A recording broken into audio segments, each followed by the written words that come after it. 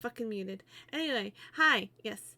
Welcome to the stream. Hello, chat. Hello. There's an image that keeps flying into my face all the time.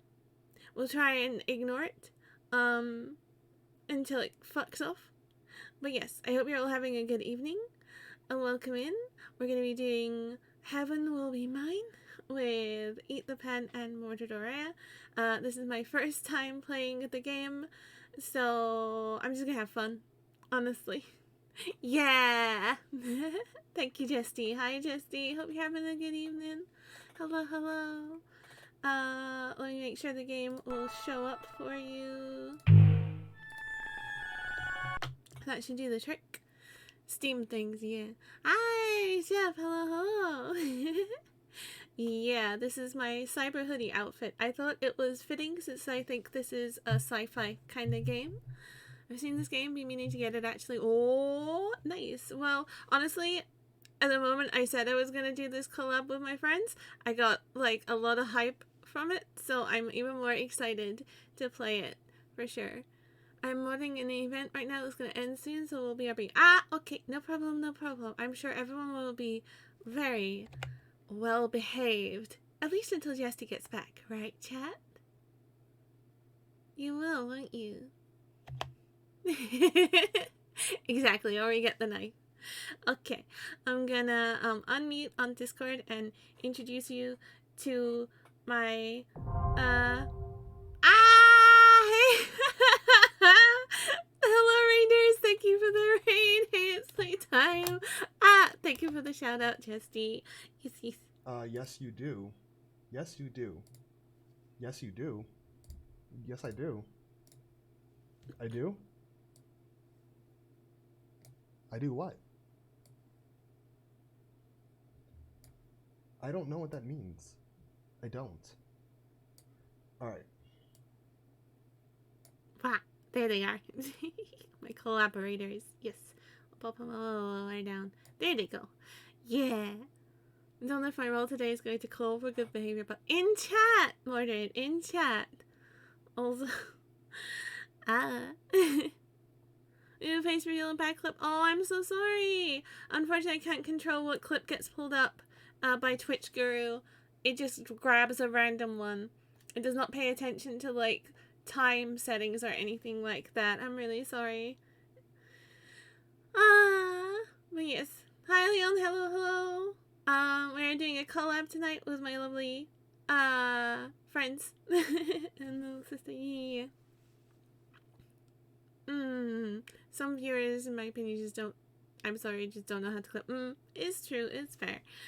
Sometimes you have to be your own clipper, but there's only so many hours in the day.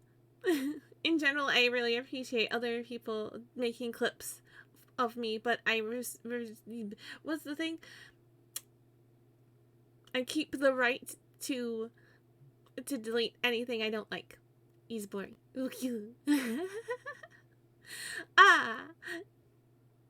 Okay.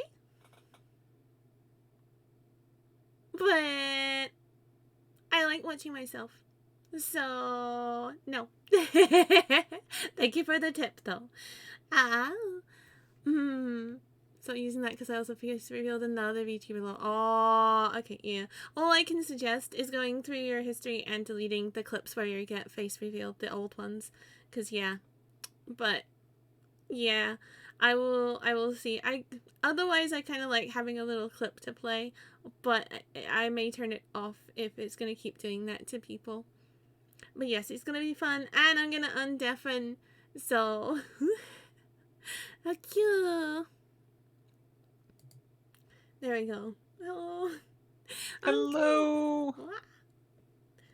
Okay. Wow. But yes, Mordred Lucky hasn't shown their face on screen outside the one that I made for them. Wow. But yes, we have Eat the Pen. Hi, I'm Eat. I'm a dragonfly nymph, not a water fairy that looks a bit like a dragonfly, an actual larval dragonfly. For now. And Mordred Aurea. Hello, I'm Mordred Aria. I am Kai's little sister because she made me. And I'm a dragon golem. and I will be voicing Luna Terra, which is going to be fun because I've gotten used to being the bratty little sister in this equation, and I'm very much not going to get. I'm very much going to have to be the tired older sibling, having to corral these two today. Mm-hmm. Yeah, there's gonna be some playing against type. It's gonna be fantastic. Oh, I don't know what you mean. Well, you don't. Then you'll have find to. out. You don't have to. I just have to. I mean, I do also have like Mercury and Iapetus down on the cast list, so Mhm. That's true. I've Yeah. got Halimede. Halimede is the other I one. mean, And Mordy And, has Mars, who we probably won't see today. We'll see. probably not. Yeah. Ah. And Mars is also very much not me playing. Is me playing two type actually. Well, I'm going in pretty much blind. These two know all the things about the heavens, but I'm still gonna take them. So there you go. Yep. But yes, delete close to speak. Good. Oh god, but like, yeah, anyway, we're gonna do it. A quick play note. Between encounters, the mail section and the chat logs will both update. They'll update with every encounter that happens. I didn't know how we want to handle that. The chat logs will be those will be things that need to be kept up with as we go, but the mail stays steady. It just you keep getting more of it. We should try to read the mail as well, and I think so. What we said, planning wise, was that whoever's voice is least tired will read any mail that is not specific characters. Okay. Some of the mail is from specific characters. Mostly, I think Europa and All of the mail is Iapetus. from specific characters, but it's not always clear who. It's not always clear at first, so we may actually misattribute some stuff as we go. We could just have whoever's voicing the character who's reading the letters do it, so they can be like, "I'm reading this letter." Yeah, that could work. Anyway, shall we start? Let's get started. Okay, let me also turn down the game volume a little bit because I have to keep my desktop audio high for you guys to be heard on the stream well. Okay. So, yeah. I don't mind being drowned out by this music. It's good music. It is very nice music, that's true. But yeah, if chat lets This me is know... one of my favorite games ever. Wow. It really is fun. I'm looking forward to it for sure. Alright. Let's do it.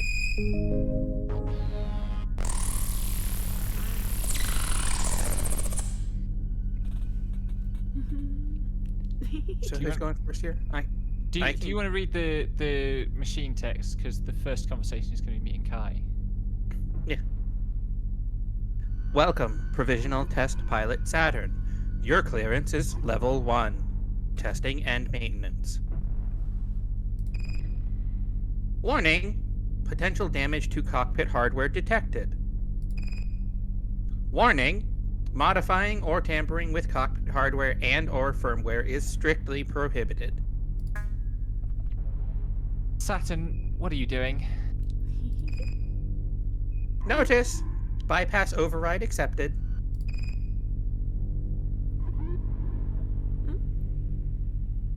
Notice! Launch attempt blocked. No handshake with base. Oh, hey, Mercury. Not much. Warning! Launch attempt blocked. Base handshake spoof detected. Just hacking the OS root of this ship self. You? Notice! Base handshake. Notice! Base handshake accepted.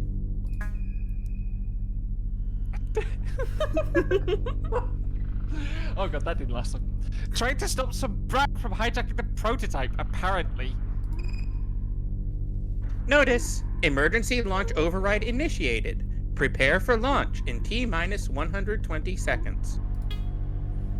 Calm down, Mercury. I'm just borrowing it.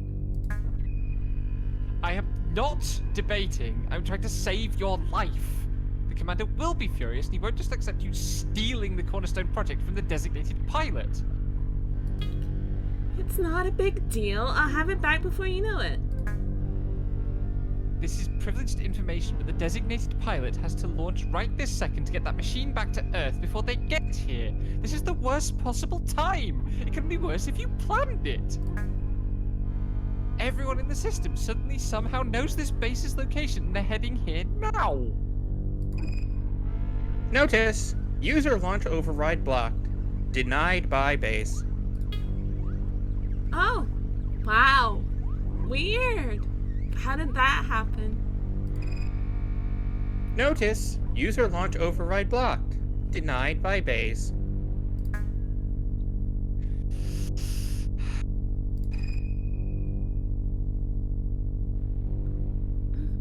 Notice, user launch override blocked. Denied by base. You planned it, didn't you? You've forgotten apostrophe. Notice, base override. Remote shutdown in 30 seconds. No one can prove anything, especially not the designated pilot unconscious in locker 27. Whoops, looks like they're trying to kick me out, huh? Saturn, I know you're mad, but you can't do this. When they catch you, it's going to be so bad. Can you please act like you're just pranking them? Like, there's still time. I will beg them. Oh, such a worrywart. You've got hours to evacuate to the capital ship. They'll never engage you this far from base, and I'll be distracting them. I have it all figured out. Except for how you're going to do anything at all to accomplish that with everyone trying to kill you. Notice, base override. Remote shutdown in 20 seconds. Saturn. Try to have a little faith.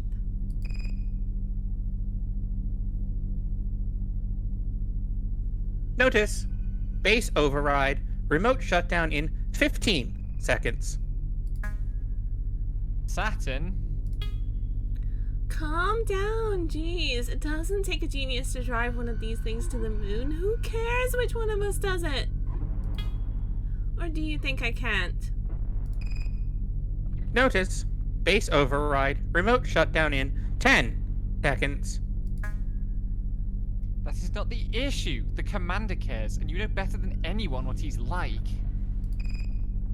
Notice, base override. Remote shutdown in 9 seconds. Iapetus will just have to get used to it. Lol. Notice, base override. Remote shutdown in 8 seconds. Saturn, what are you trying to prove?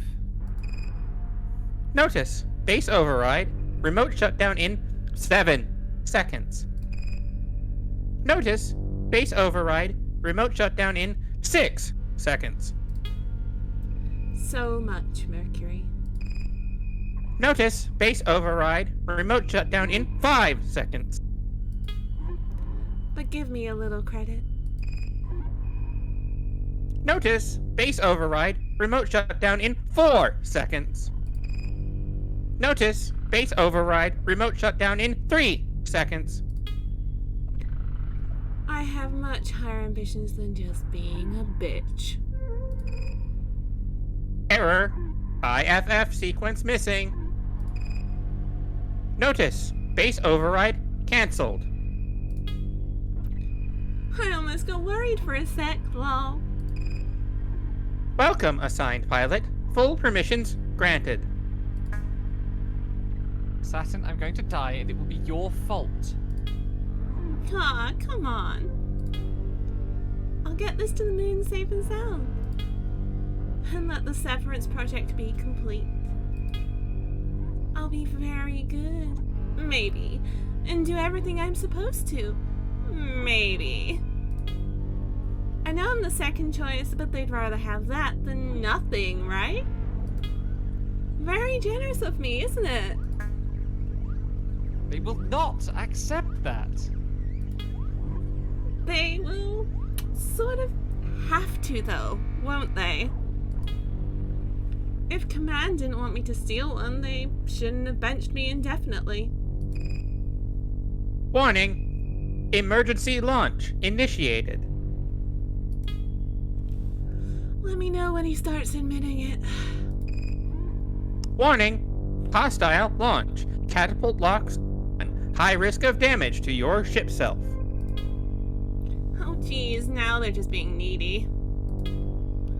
Mercury, isn't it just the worst when someone who doesn't care anymore starts clinging just because you found someone new? Notice prepping weapon systems. Notice electrotoxin levels surging. Notice weapons operational. So gross, lol. Warning! Emergency launch initiated. I can't believe I really did it. I really, really did it. Everyone who said if I was good, I'd get my chance again sure was a liar.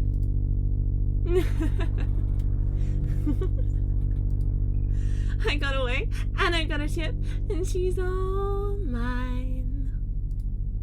You're beautiful. I want to know everything about you. I miss this so much. Much better than the test machines when I was in the academy. She is beautiful. She's a wicked machine with a lot of secrets, and just as giddy as her pilot to be free. She's extremely responsive, eager to do everything Saturn wants. You're even worth reading the manual for. What's in you? You're not hiding anything from me, are you? But Saturn already knows everything in the manual and more. It's a very cagey document that doesn't do the ship justice, and is certainly hiding something. There's plenty of information on how to use her electromagnetic poisons and how to cheat distance and gravity, and all of that is fun, but none of that tells her the first thing about how to be a ship. This is useless. How can this help diagnose anything when they don't know the first thing about being a ship? So wrong. Way too dry. That's not what it's like at all. It's a body that's also a soul. It means exactly what it is. That's why it's small, curved in wicked edges in some places, but curved in soft ways elsewhere. Sharp claws and deadly tail, but cute enough to hug. So perfectly suited for Saturn, one has to understand exactly why they wouldn't give it to her. Really perfect. Fits better than a human body. That's reason enough to disobey everyone and run off with it, isn't it? Oh, speaking of. Aw, more threatening emails from Iapetus. Missing me already. I gave him a perfectly good deal. For someone who always goes on about being mutually beneficial arrangements, he's really having trouble seeing the big picture. And the time it takes him to realize that, I'm sure I can find something fun to do in this system. Time to test you out and see if it's really true. Can you give me everything I want, down to the last drop?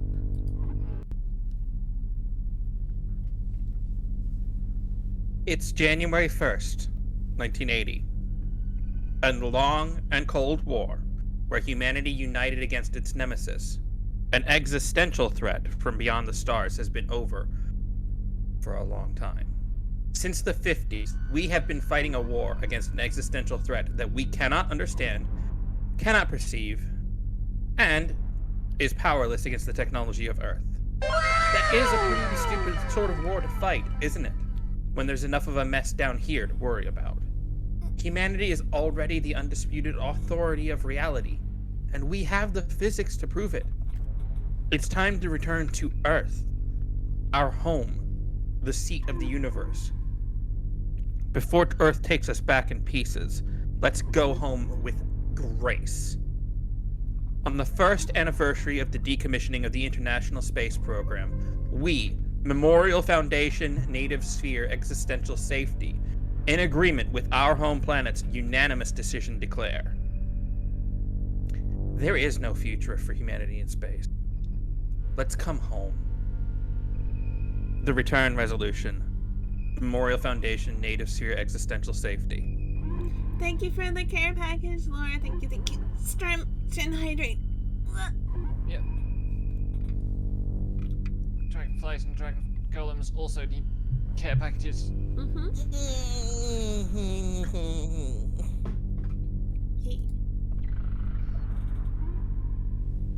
Oh, this one's me. It's January 1st, 1981.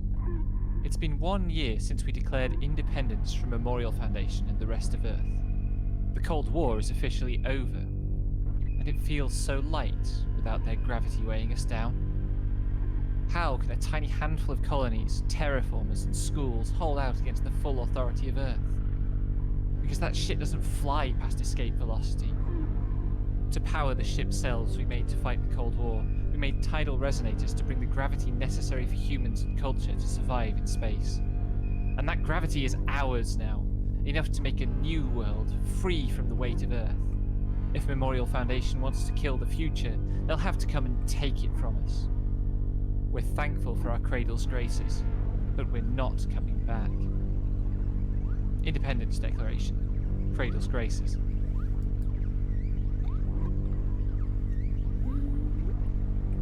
Your turn, Kai. Okay. It's January 25th, 1981. Memorial Foundation and Cradle's Graces have been having fun for a little over a year, and nothing is breaking the stalemate. Earth is getting impatient. They have good reason to believe that the existential threat posed by a divided humanity in space is much greater than any theoretically malevolent entity outside the native sphere. While the kids are fighting, Earth is getting ready to list the humans remaining in space as part of the existential threat, and when they do, they'll send real weapons and end this war fought with plastic toys. Their justification? We are technically less than 100% human, just not human enough to be something else. It's hard to believe they're really on to us. It's time to make a drastic move. Bring our final piece, the prototype ship self-string of pearls we made in the atmosphere of planet Cronus, which will never be Saturn, to the lunar gravity well, where Memorial Foundation and Cradle's Graces are already headed. Whoever controls that place controls human access to space. We can be sure everything will be in place there. Earth or space, we are just short of 100% human. So let's see how much less than 100% we can get. Internal report, Celestial Mechanics.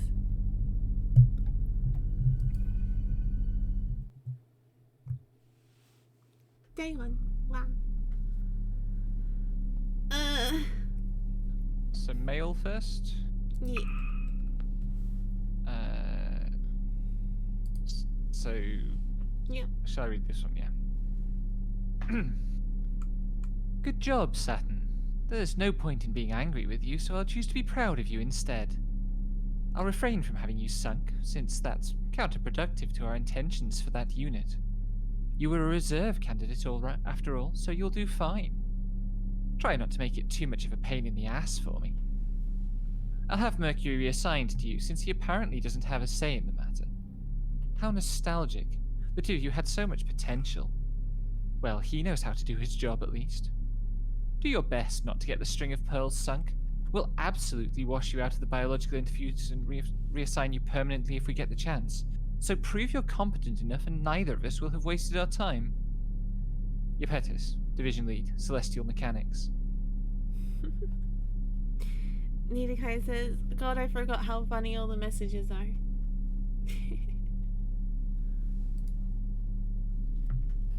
Suppose this one's me, even though it's probably from Europa. Oh no, it's from Halamede.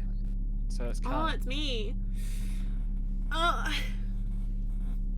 To all members of the former Memorial Foundation Native Sphere Existential Research Division, now known as Celestial Mechanics, this message serves as a formal acknowledgement that this branch has violated our trust and broken the provisions of the 1981 Memorial Foundation Consensus by violating Clause 3, the development of a variable gravity engine, and Clause 7, installation of a variable gravity engine into the ship's self-string of pearls.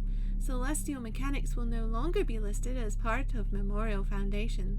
They will be formally relisted as an independent entity and considered a true existential threat by Memorial Foundation Native Sphere Existential Safety.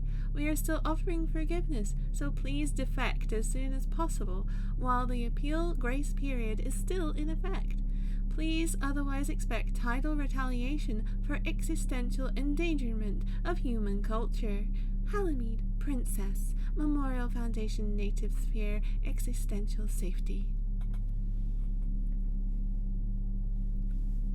Halamede is what happens when you put Relina Peacecraft in charge of an organization and thrust her into Zeta Gundam instead. Wow.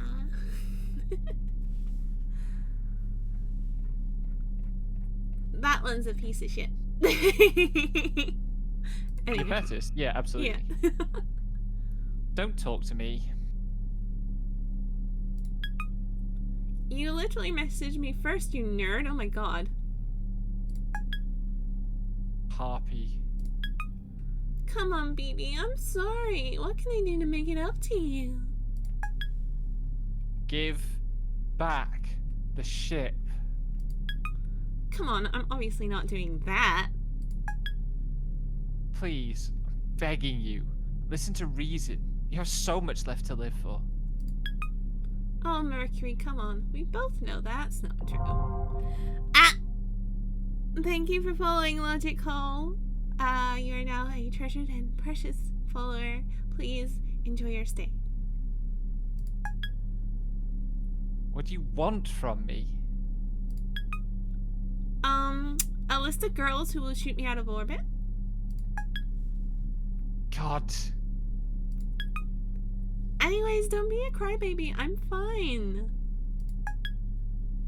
Saturn, you are extremely wrong if you think that there is a chance I am at all worried about you. If you come back, all will be forgiven, but you need to bring it back. Mercury, it's fun playing, but I don't think you've been listening at all. Mercury, it's not that ship anymore. It's me. Mercury, you wouldn't ask me to give up my own self, would you? I'm sailing on a ship of myself now, and I'm not giving it up until gravity drags me back kicking and screaming. Can't deal with you. Aw, thank you, baby. Mwah, kiss, kiss. You are a nightmare, and I'm giving up trying to save you from yourself. Love you. I hate you so much. You can't stay mad at me. I can't, and it's horrible, but my revenge will come because literally everyone else in the universe can. Oh, darn. Guess I should have fun while it lasts.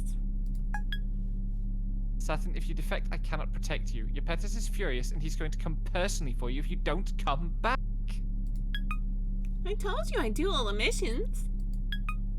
What? Don't you believe me? Lol.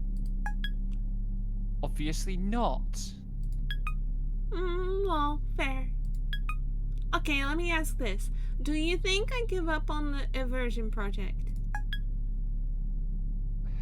Go on.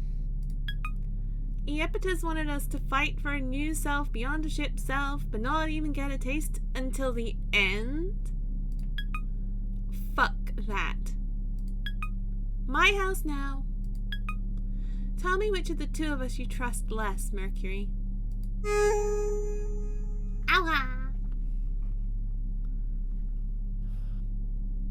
For people who Okay. haven't played the game, I think we should introduce them to the alignment thing system. Oh, Okay. So this is it's both really important and completely meaningless. Like basically everything in heaven will be mine. Mm-hmm.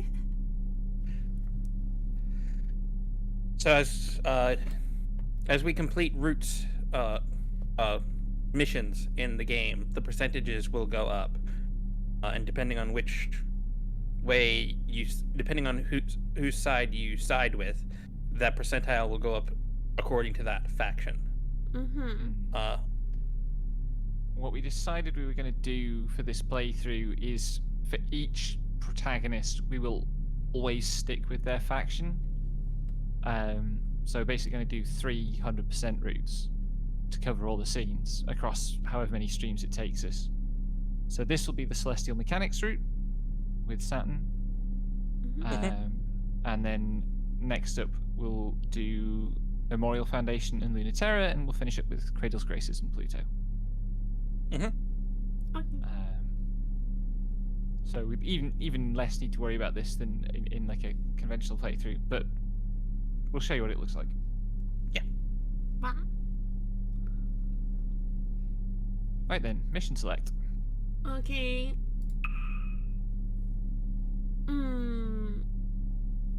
And you get to choose.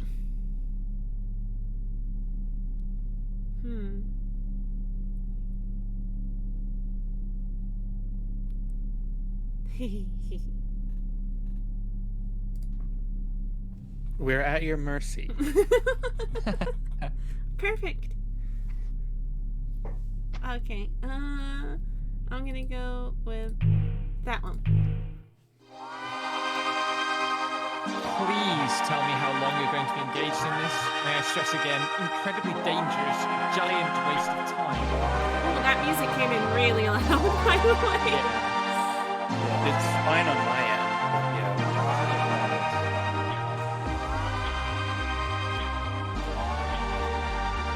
I don't feel like that turned it down at all, but there you go.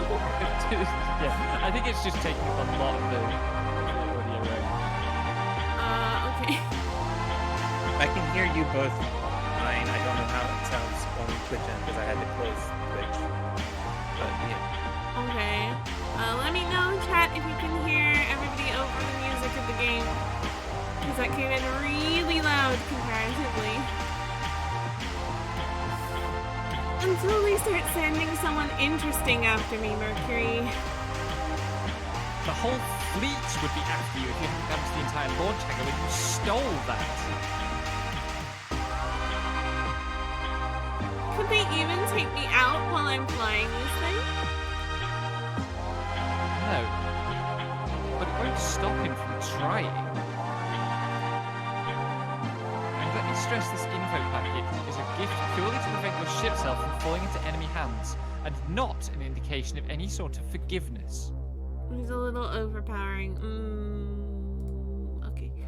It can be, yeah. Let me turn that way down and see if that helps. I didn't want to make it too bad. Sometimes it's just loud for effect. True. Yeah. Let me worry about Iapeta's Mercury. He's gonna be a lot less grumpy when I clear the way for us and Celestial Mechanics to return to the native sphere. I've got it all figured out. You absolutely don't. But okay, did you read the info packet? Ace Memorial Foundation pilot Lunaterra in hot pursuit with escorts. Planned an attack on the lab, arrived after you escaped. Do not engage under any circumstances. Boring. But this part was good. I don't expect you to control your impulses, but even given that you're just like that, she's the last person you should be trying to fight on purpose. Sounds like I should definitely fight her on purpose, right? I hate you. Come on! The carrier is never going to make it out of the system if I don't. You don't know how to pilot your ship, and she's a veteran since the Cold War. You're going to get yourself captured and humiliated, and the ship trashed. So, you're saying there's no downside? Why are you doing this to me? And she's 6'1", huh? Your attention to detail is so useful sometimes. You're using me to cruise? Your taste is so awful. I hate you. Whoops! Looks like one of our escorts is in range. Sorry, gotta go. Surprise is all I've got, you know? I have the biggest grin on my face. I wish Europa would stop sending me boys who can't control them. Having fun dismantling my escorts.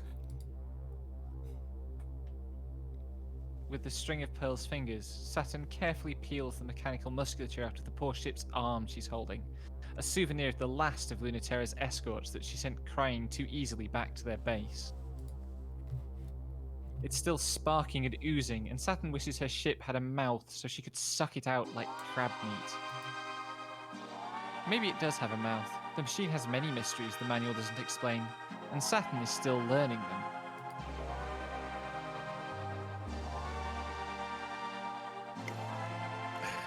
Though I suppose Europa's learned her lesson about sending me girls who can't control themselves.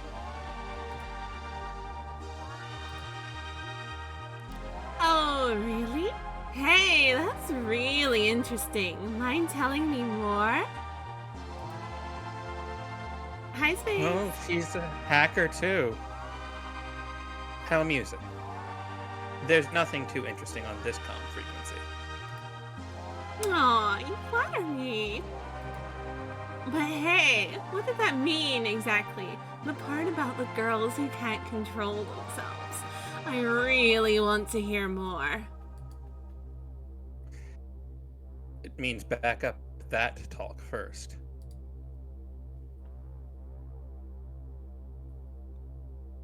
Or can you land a hit off the comms? Lunaterra's gravitational field focuses to a single point.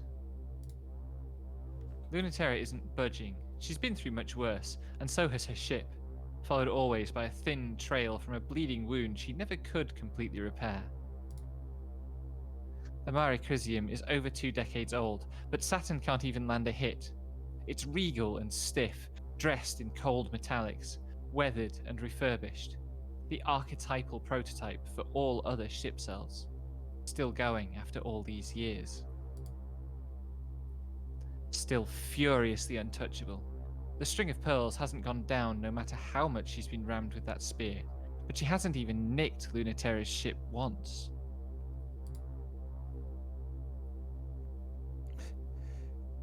Not bad at all for a joyride. But you can't get one hit in? Good thing you don't win by looking cool. No mercy for newbies. No. Lunaterra puts a stake of solid light through the string of Pearl's leg, pins it to its own gauze wrapper. It doesn't hurt at all. The ship's metals begin moulding and reforming around the wound immediately. A ridiculous, unfair advantage. Saturn has no right to complain, but she still wants to. But she is trying to be cool. Everyone wants to, when in the quiet gleam of that always bleeding ship.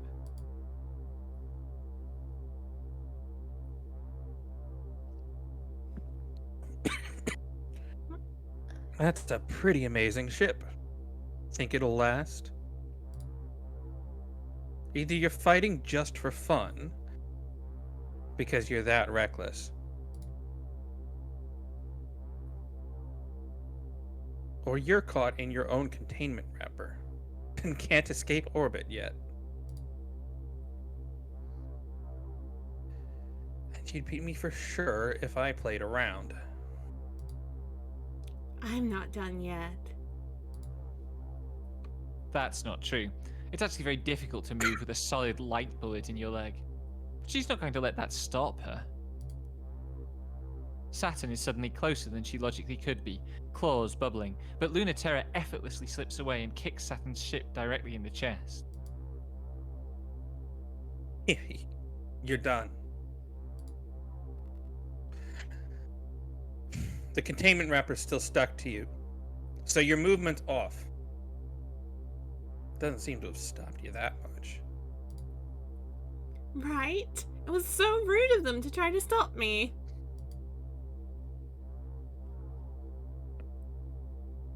It seems cruel to take it away when you're having so much fun with it.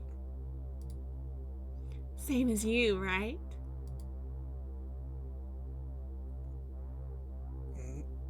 Do I know you? Everyone knows Memorial Foundation's perfect ace. But do I know you?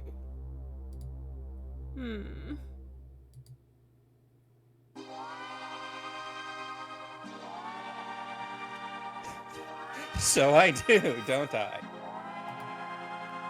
Let me out of this thing and I'll tell you.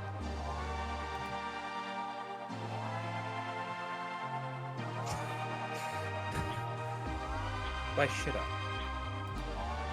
Because you can't help yourself. Besides, don't you want a real fight?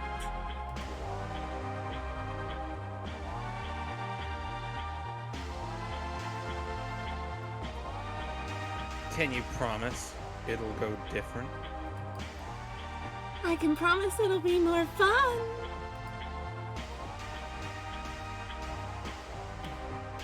You are asking for me to totally abandon my duty to bring you back and do that instead. What, you won't? The legendary pilot who defected from Memorial Foundation and double-crossed the rebels she abandoned them for can't be opposed to a little fooling around with the enemy.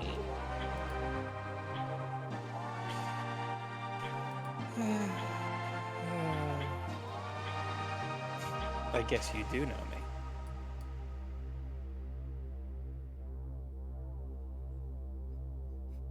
Want to trust each other? Or is it more fun if we don't?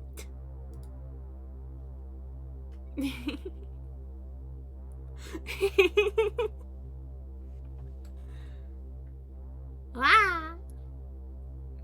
Second option. Yay! We're doing 100%. It's fun. I'm impressed. Most people would be nervous to have a knife this near their throat.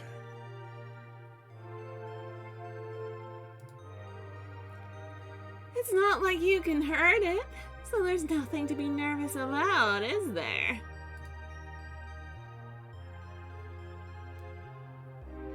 That's true. But you're so new to this, I thought your brain would be overriding the information from the ship. It is interesting that they show you what the options will do in terms of alignment, so you can kind of pick and choose your route versus stumbling around blindly like a lot of these style of multiple route games do. Yeah, they're pretty keen, I think, for you to be able to like get the whole picture. Yeah. Which is good, because the first time I played this, it took me four routes before I really thought I understood what was going on. Okay. Yeah, also, this is about this is about knowing what you want and whether you want to get it. And that's no fun if you don't know whether you can get it or not. True.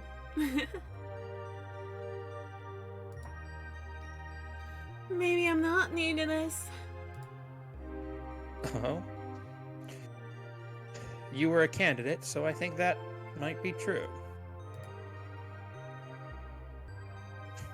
But you're also trembling, so I think it's not completely true. I'm still very dangerous, you know, Lunatera. Oh, I believe that, for sure. You wouldn't be trembling if you were in my shoes? Less so.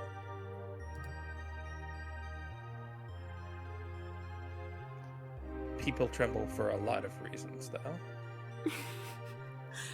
Nina kind of says, really nailing the unhinged brat versus older gay disaster magnet voices. Stop it, Nita. I'm having real trouble holding it together over here.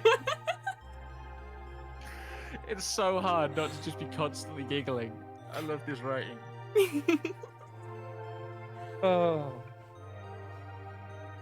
Oh, I'm glad you're enjoying I'm it. glad to hear that I'm at least nailing LT. I am still. It's like I said. I've gotten fond of being the bratty younger sister, and it is something to be trying to like reclaim some of that old, tired disaster energy back from the person I used to be. We'll just have to find some other VN where you can read the bratty little sister then. Mm-hmm. I'm sure there are options. I mean, you're going to be Mars later. That's almost Yeah. the same deal. Dragons are a maelstrom of emotions. Insults. And I'm much older than I seem. Mm-hmm. Roll reversal moe.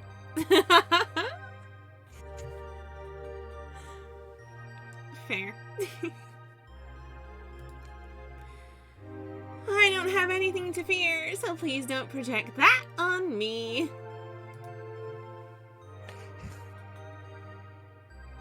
Well, if you're fearless, what is it then?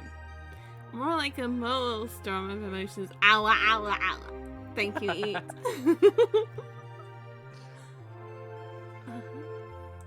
Don't be talking about those things where I can't see them. Aww. It was a joke that wouldn't work if I tried to say it out loud. Sorry. Oh, I know. It's. But It kind of I'm chiding you. Not. Now my joke didn't land. Aww. Aww. Pat, pat. It could be anticipation, couldn't it?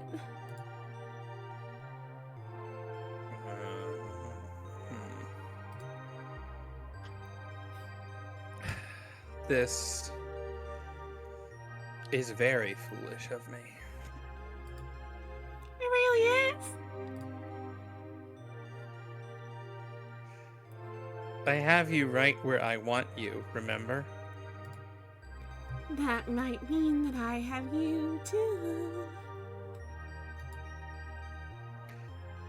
Your claws are twitching.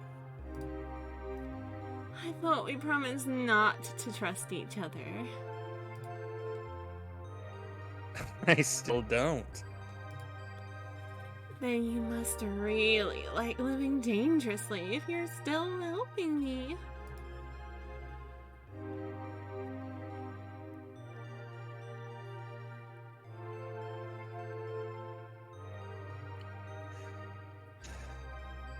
I'm having fun.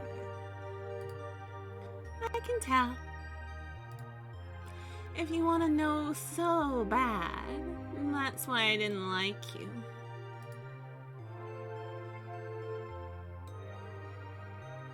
Because you were a test pilot. And never got to fly before the end of the Cold War, while idiots like me got to. Thought so. That's enough. Hold still. Everyone let you have as much fun as you wanted. You were a real huge jerk. I was always jealous of that. Everyone who let me get away with it regrets it now. There, done. Thanks! For all your hard work, I should leave you something to remember me by. Oh. Ready to fight for real? Oh, I sorta already did.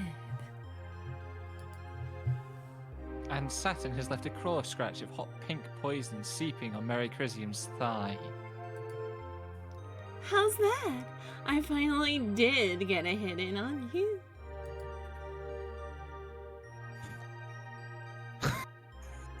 Good job. They break away, rocketing.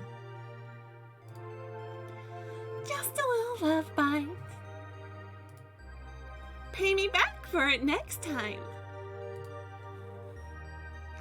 Trust me, I will.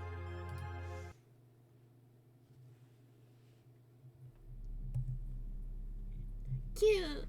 Male.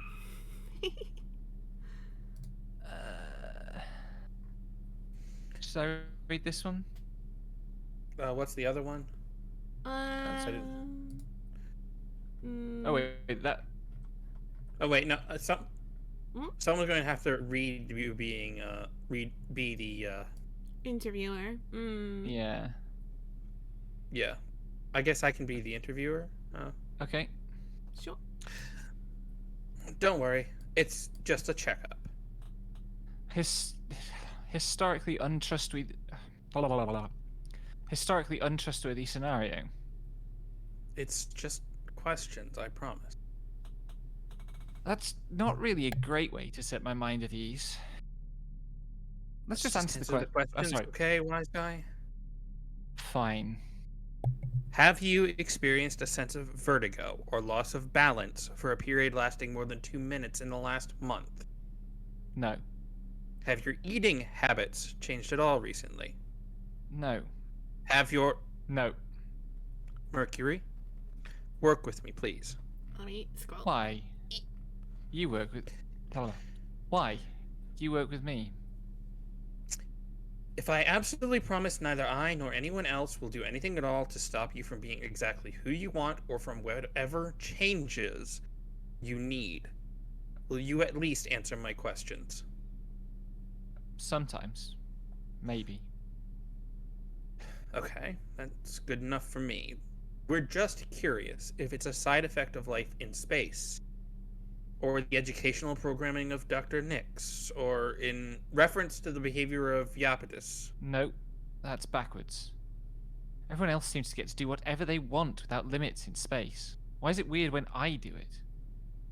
We want to test for the effects of space alone, so self-induced changes have to be controlled for. Don't ask what's in my endocrine system. It's my endocrine system. Fine. It's testosterone, and I put it there because I wanted it there. Is that enough? Well, I guess that is what I needed to know. If you promise not to ask me about it again, I'll give you all the data I catalogued about the changes. Okay, I get it. You're starting to get it. Stop treating me like a girl, and I'll know you've really got it. Wah wah.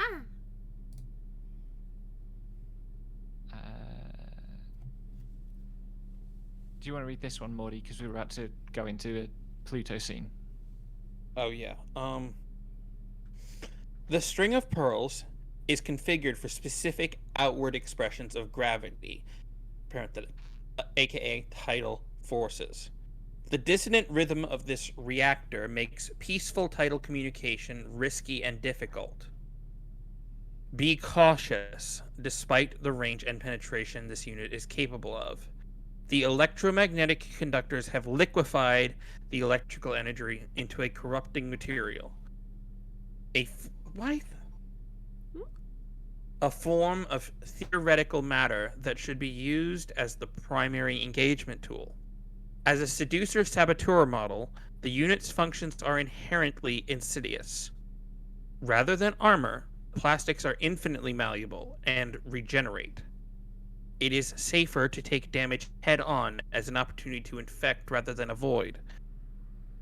But the unit can be contained, restrained, and impeded physically and tidally.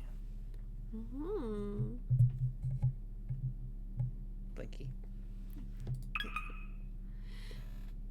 Mercury, listen, it's an emergency.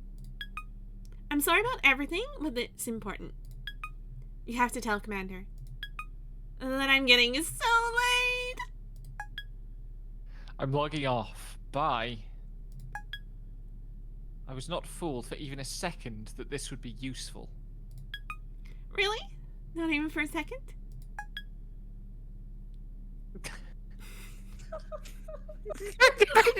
I'm sorry, the mic's again. It's really hard to be this dry when I'm giggling this much.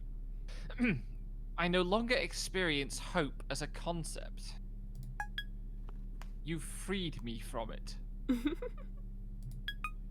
Aw, stop! I'm blushing. What do you want from me, Saturn? Do you know any discreet places to make out on? On Aries. Huh? Goodbye, Saturn. Also, here's the test output today. Saturn. Goodbye. Aren't you gonna read me the data analysis?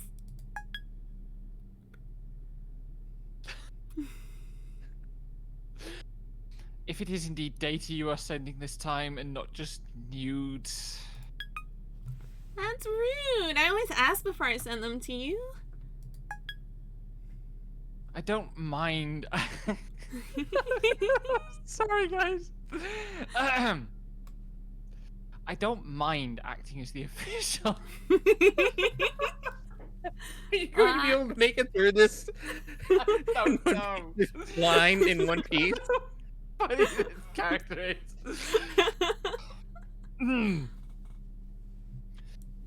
I don't mind acting as the official art director of Saturn's Nude since you need it so badly, and it's substantially less tedious than data analysis. But if you were as punctual about sending data as cockpit selfies, I would have a lot more data to report. Why are you so incredulous all the time? You stole the prototype, might I remind you? You can't just continue the field testing as if nothing happened. Why not? Because why would you do anything you didn't want to do?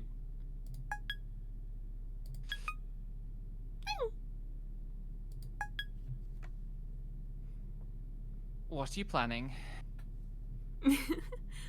Nita says, honestly, you're doing a good job of staying dry / exasperated considering how fucking funny this is. I identify a lot with Pluto, but I also identify a lot with Mercury.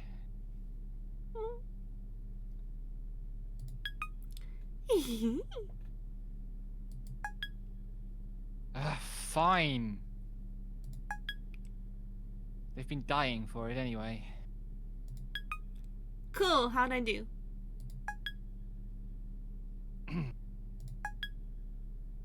Hmm?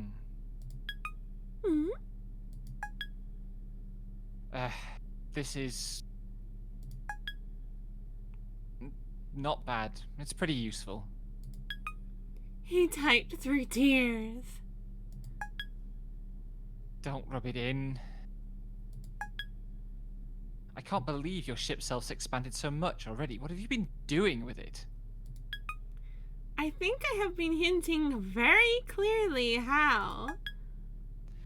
I instantly regret this question. You're supposed to test the prototype in combat. Same difference. I can't believe we invented a ship designed to get into trouble and didn't think. Oh, Saturn is the obvious choice for this. Just worth taking a moment, by the way, if you haven't, to read their like bios under their profile pics. Saturn's is insufferable horror creature. Forward all complaints to Mercury. And Mercury's is a boy in space on purpose. Consummate bridge bunny. Not responsible for Saturn. We both know why.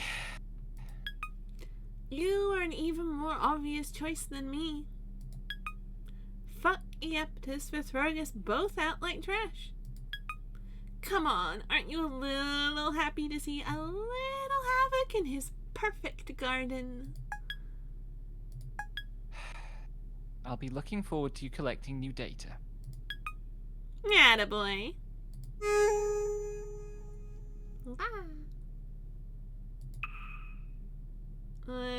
Missions. There we go.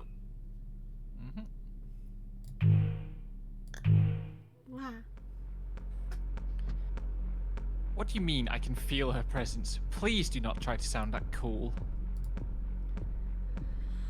I can feel her presence. Everyone can feel her presence. I can feel it right now. How could you even possibly ignore something like that? Oh, sorry. We were completely the wrong way around there. Sorry. Yeah. Wah. Shut up, shut up. Sorry. I'm sorry. Yeah, we flipped it. Right, don't worry about it. Wah. Don't worry. Ah! This is gonna happen sometimes. Yeah. Yeah, it's inevitable. Shut up! I mean, I can feel it physically. Oh. Wait, what? Like how? Like, I feel like I'm gonna throw up. It's like I'm spinning upside down and can't stop. Are you sure you haven't somehow concussed yourself or given yourself gravity sickness from all the damage you've managed to inflict on yourself in the past 12 hours? Yes, and it's on top of all that, and also, shut up. String of Pearls is feeding me sensory information on the direct line. I'm a human being with 5 senses, and she's trying to cram a dozen more into me. By direct line, you are in fact talking about the extremely creepy physical interface connection between you and the string of pearls, correct? It really is, right? It's truly incredible how we agree about everything and still feel the opposite about it. Is this why you keep hesitating before giving me intel? Yes, because you're going to do the opposite of what you should do with it. But I also can't not tell you because you might die, so running support for you is an incredibly anxiety-inducing affair. It must be hard. Thank you for acknowledging it.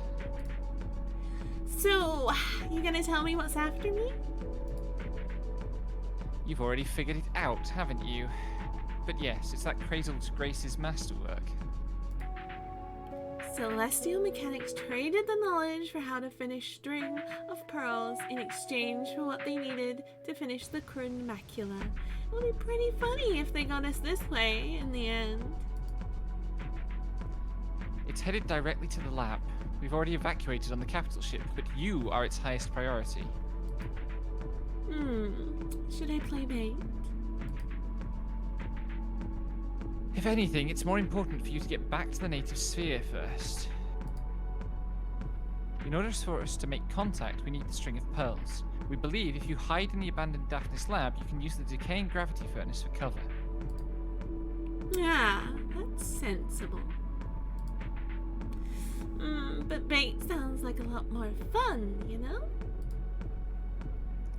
Really? Oh, come on. Iapetus must think their pilot is a real idiot if she's going to waste her time on a wild goose chase like that. He wouldn't just sacrifice you like that. Oh, he would. There must be backups for making contact. Just because I'm the easiest option doesn't mean I'm the only one. He's testing to see if I'm worth investing in or just going to get myself killed. Why run? Why not have it out with her? I bet she's thinking the same thing too. Be careful, Saturn. If you can tell what they're thinking, they can tell what you're thinking. Please, if I really could do something like that, they wouldn't have kicked me out of the pilots. Then how do you know the pilot's a she? 'Cause boys can't pilot.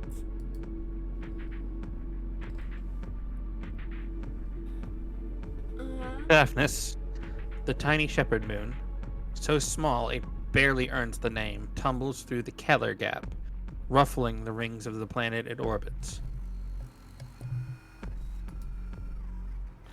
It houses the last official laboratory of Earth's decommissioned space program, training ground of failures like Saturn and special girls like Pluto.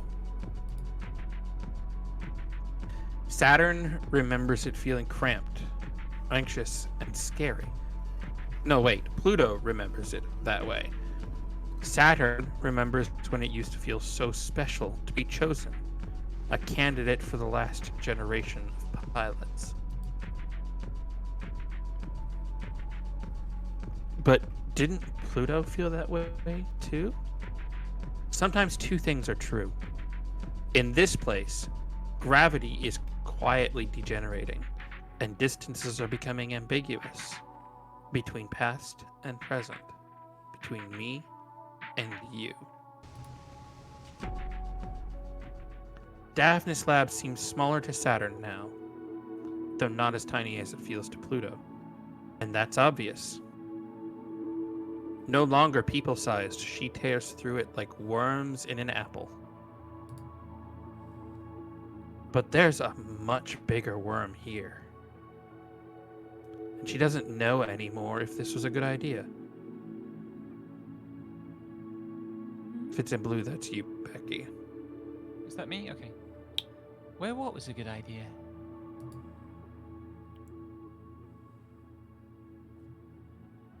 Saturn doesn't have any ideas. She's just trying to hide.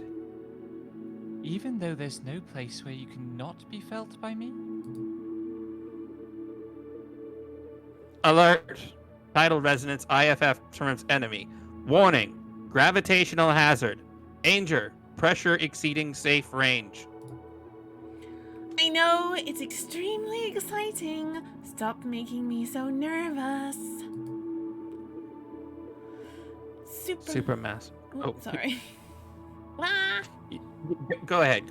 Like, Oh, okay. I don't know. How do we want to divvy that out? Like, when I it was think just like... These narrations in the scenes, I think it makes sense for you to do these, for me and Kai to work around. All right. Okay. Supermassive. Small enough to hide in this complex, but with a dual reactor denser than the entire moon compressed into the head of a pin.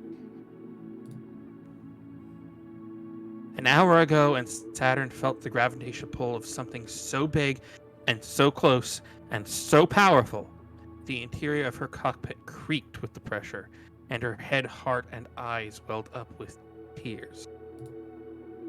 Something that couldn't be anyone other than Pluto. Nita says, this is good casting. Mm-hmm. Cool. She must be pretty big, huh? So why is she so hard to find? Saturn has no idea. Why do I have the feeling someone's laughing at me?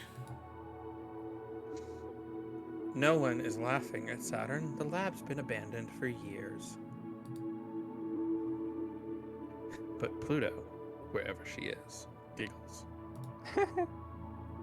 Not in a mean way. She really does think it's cute. I haven't thought about Pluto in a long time. Oh man, it really would be funny if she was in that monster. Well, now someone is laughing at Saturn. Hey! Now I know someone's here. I can feel you listening. But I can hear you too. And I can catch you. You're not the only one who can fuck with the narrative.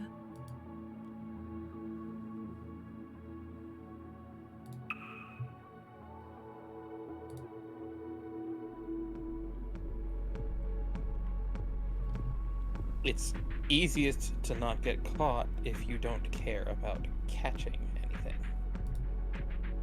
It's just about knowing there isn't a difference.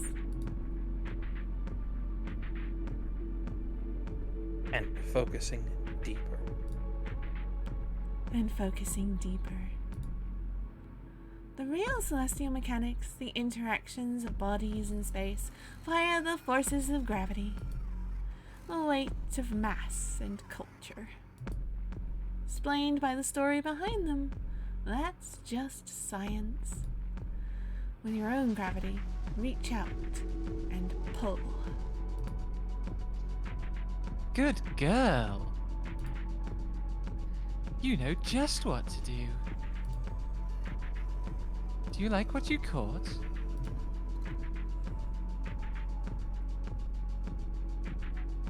The Krun Macula towers over Saturn. Pluto's ship is so big it barely fits in the lab complex, but it's only a speck compared to how big it feels. Massive enough to warp local space-time, humming and vibrating with nebula dust. And so effortlessly gentle. Without Pluto's most delicate touch, the Krun Macula would have destroyed Saturn and the whole complex without even trying. How much do you trust it? I knew you'd be right behind me or something. If you did, how come you're not facing this way? I'm an idiot, I guess? You've come a long way just to be an idiot. You must know exactly what this ship can do, right? Did you come to fight me on purpose? That's really brave. And really cute. If you can touch me, I can touch you. So I'm not getting close? You came all this way, not even to fight? Aw, that's not cute at all. But it's smart. Hey, don't underestimate me. I'm scary. You think? Maybe I believe you. Cute things can also be scary. But I'm curious now. I was worried you were going to waste your chance, smug in your new machine. But you're pretty clever. You wanna talk? Without fighting? If you're good. Otherwise, I'll bite. So... what do you want to talk about? As Kratos graces glittering psychic death machine, you definitely have more important things to do than go out of your way to bully me for no reason, right? Oh, that's right. That man and the fleet are escaping, aren't they? Hope you don't mind falling for this trap. Trap? You? Silly, I know you're more important than that. More than catching the rest of the Celestial Mechanics fleet? I knew this would be fun. And you knew it too. I am absolutely delighted about you doing that, just to be clear, so you don't have to read my mind to roast me about it. I can't read minds. You know that's not how it works. But I also don't need to know that. But I did want to know how the biggest overachiever of my juniors turned into such a bad girl. If you really remembered me, you'd remember I wasn't ever good. I do remember you. Even if you're not that good at being bad, do you know what you're doing? With that machine that's so dangerous we don't even want to find out what it does? Oh, I think you answered your own question about why I'm keeping it. Are you gonna stop me then? Oh, but you don't want to? Hey, stop, don't pry into me. If you're pitying me, I'll make you regret it. Not all of us come out perfect like you. Some of us get thrown out before they see any use at all. I won't pity you. I really would have torn this machine apart. But now that I'm here, gifted little mutant to gifted little mutant, I can't bear to. because some of us just haven't been thrown out yet. Lab-grown girls like us should stick together. I might still make you regret it. Winning isn't my most important task. It's not yours either. You sure about that? You're not who I'm worried about. It's only your boss I can't forgive. Oh, I love hearing that. Tell me more. I'm getting a crush already. Regretting it now? Don't worry. There's nothing you can make me regret.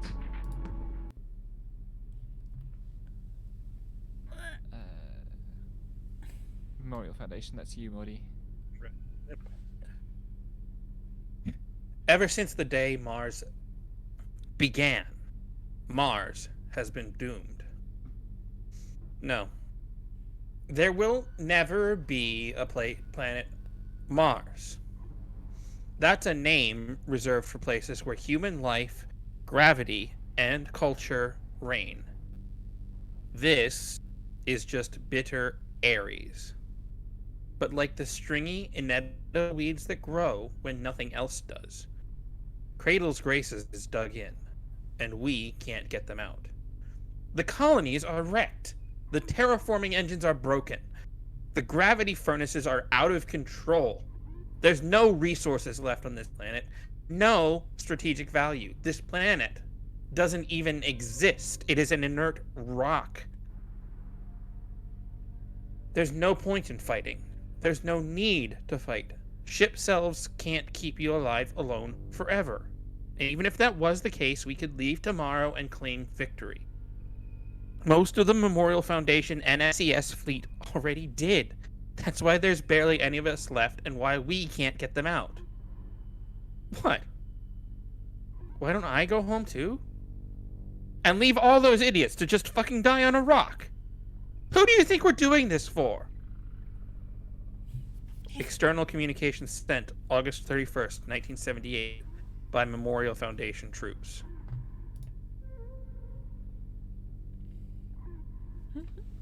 Hey, it's not like we're idiots. We know we're doomed. This planet still doesn't fill the requirements for human life. And life is just the start, anyway.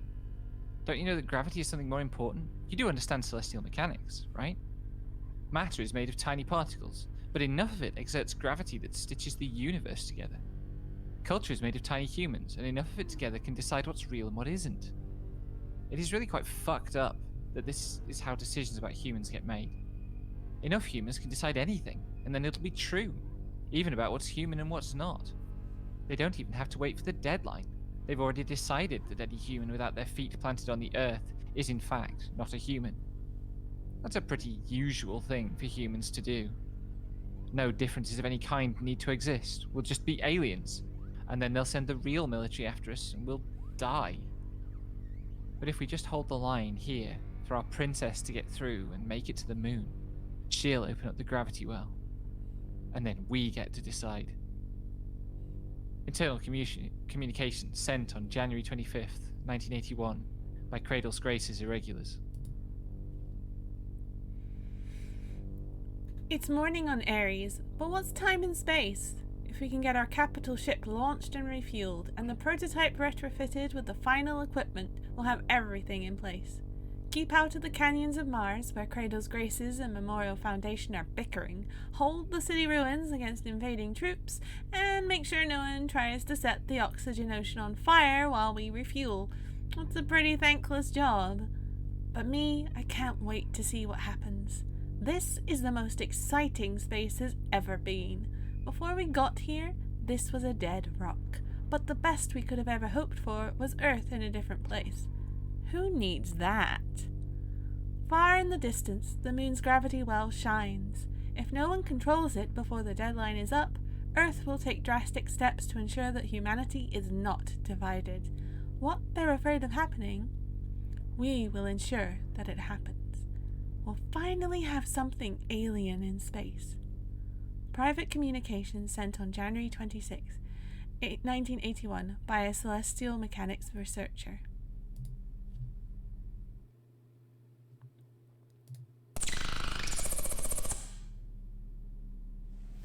083242384320 OS root corruption.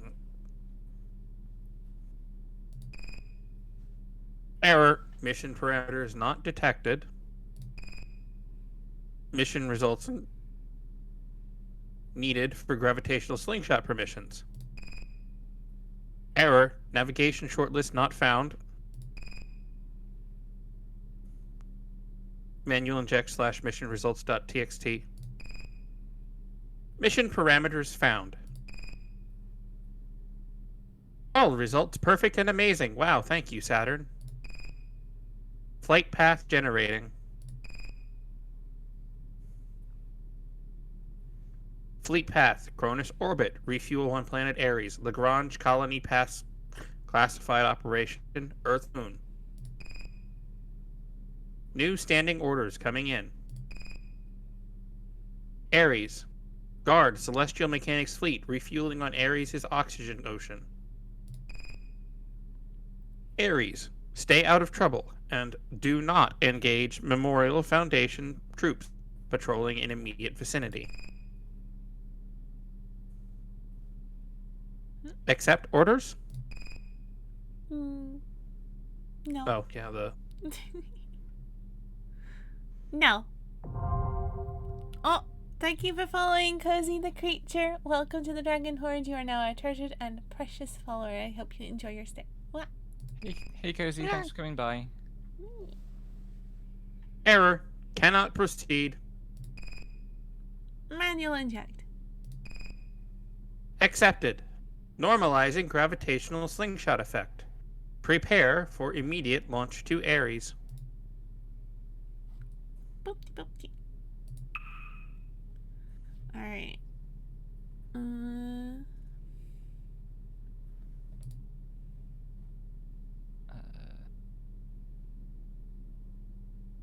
Shall I do this one? Sure. Oh my god, sorry for getting back to you so late, but I was in the middle of a meeting. The phone buzzed so much the director asked me if I needed to take a call. I swear you do this on purpose. I don't think you really need feedback on your news that quickly, even though, yes, they're really important to me and I can't stop thinking about them or getting any of my work done, and my presentation suffered greatly from my lack of focus. I expect you're prepared for a little payback.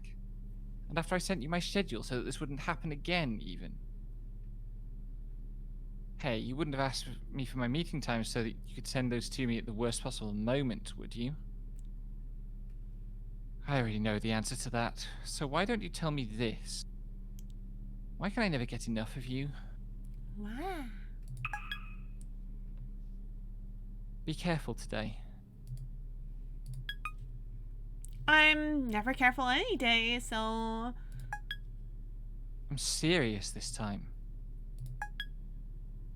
Iapetus is in the field today. I don't know where he's fighting, but you should be careful. Geez, you worry too much. Obviously, because you give me so much to worry about. I mean, are you really worried? His ship self is actually not that scary. Not as scary as mine. As if that was the thing I was worried about. What then? Oh, ew, God, I'm not even thinking about letting our mutual ex touch me. I won't even fight him. I'll curve him the second his tides so much as tremble against my plating. Why would you worry? I don't even slightly hate him less than you do. There is no possible way you hate him more than I do, but that's not the issue. That's never the issue with him. Hating him hasn't made him any easier to deal with. We were kids, though. We're older and wiser now. Lamau. At least you are, Mercury. Hardly. Or I wouldn't be telling you. You remember how he just casually linger his fingers a second too long on your shoulder? In front of everyone. It was so gross. It was so gross. And I loved the attention every time. Made me so smug. I loved it. It was gross. I hate him. Do you love yourself enough not to fall for it again? I definitely hate him enough to not fall for it. Do you? No, obviously. I'm still in celestial mechanics, so how do you think I feel? You're soaring, you've got a stupid idiot who loves you, and you get to do research and never have to deal with him again. And with this ship self, we'll have the future. And no matter what, I'll make sure he won't.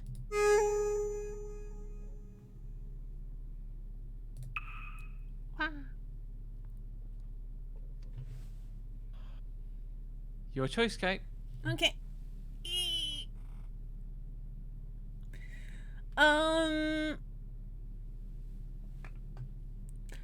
I guess we'll alternate it between the ones that are gonna be against you guys, since we had Pluto last time, so yeah.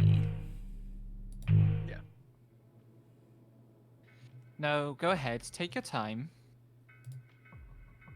We're not dying yet or anything. You know, fighting officially on Ares is a lot less fun than I was promised it would be. It's real work, Saturn. I thought that's what all of that getting back on our good side was all about. Well, they shouldn't have done such a good job of hiding in the oxygen ocean then. You could have maybe staged an attack from the Olympus ruins. Not even Kratos' Graces is precious enough to defend them. Memorial Foundation is thorough enough to watch over it. Of course, only they would be that annoying. There's recent activity there, and they want an investigation. They're just being paranoid. That's a stupid plan, and they're only sending someone there to waste their time chancing that we're dumb. Or baiting us. Would they really send their ace if that was the case? Wait, that old Memorial Foundation warhorse, you mean?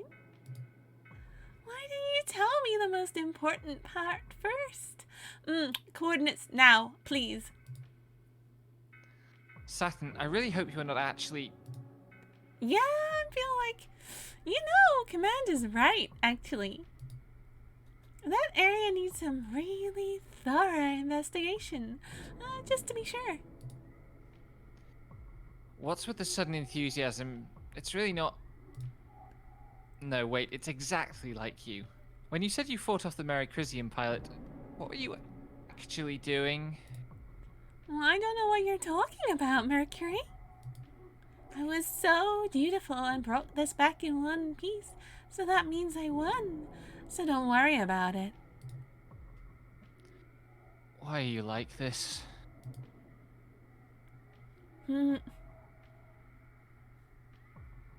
What? Mm-hmm.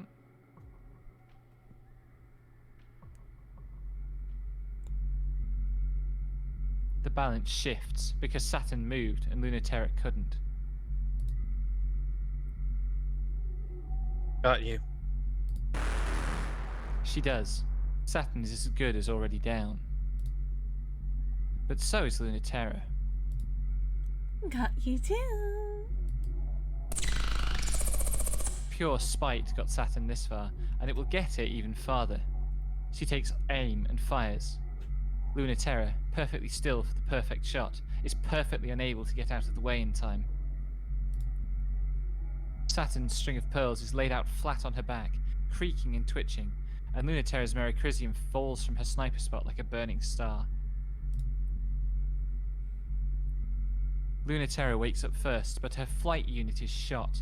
It's hard to hide a ship that can't fly in a city, but the Merrycrisium is full of unfair tricks. Shooting her down is just the beginning. You have to catch her next. That's alright with Saturn. She's at her best when everyone is in the dirt. When she wakes up, she's ready. She might be in worse shape than Lunaterra, but worst shape is her best. A string of pearls skirts along the half-constructed city with the shape of ruins and the pristine finish of plastic toys still in their boxes. Looking for the hole Lunaterra's nestled in, and dodging her shots of protest. Reboot took longer than I thought. But ready or not, here I come. Hey, hey, come out, come out, come out.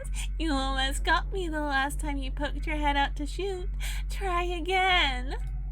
Aw, come on. I'm not babbling to trick you or anything. I'm just having a great time here. I'd love it if you stopped making me feel like I'm just talking to myself. I can hear you just fine, Saturn. What? This isn't exciting enough? I guess that's why you're the ace pilot, LT. I need to have you on the ropes to taunt you and dodge at the same time. An ear-splitting crash. Impossible to tell which direction the shot comes from. The cover around Saturn explodes.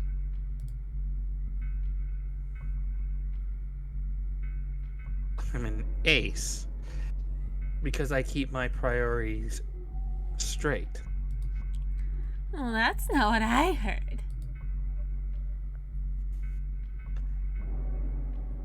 What have you heard? That keeping your priorities straight is the thing that you're the worst at. That it is pretty much your most obvious weak point. Maybe they don't know what my priorities are. Is getting shot down by an idiot with no combat experience high on your priority list? The building next to Saturn explodes. Oh, is missing all the time high on your priority list? You really are a brat. Oh, is getting harassed constantly by flirtatious brats high on your priority list? You're really on your toes today.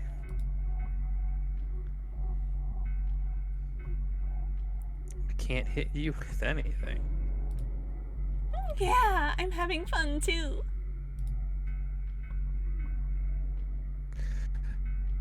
What a mess.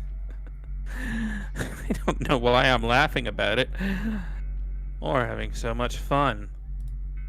I'm glad you think so.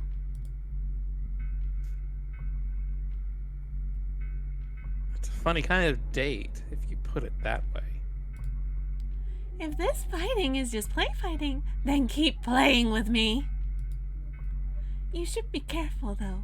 You never know what I might try next. I've got so many plans for dragging you out into the sun. Like what? Are they working on me? Of course. Stop underestimating me. I'm executing several plans as we speak. You're not at all ready, Lunatera. I'm not giving you any way out. You're not going to at least give me a hint.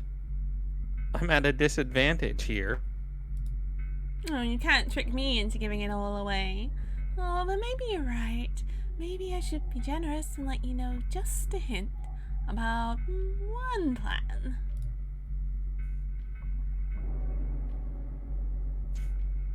You're generous.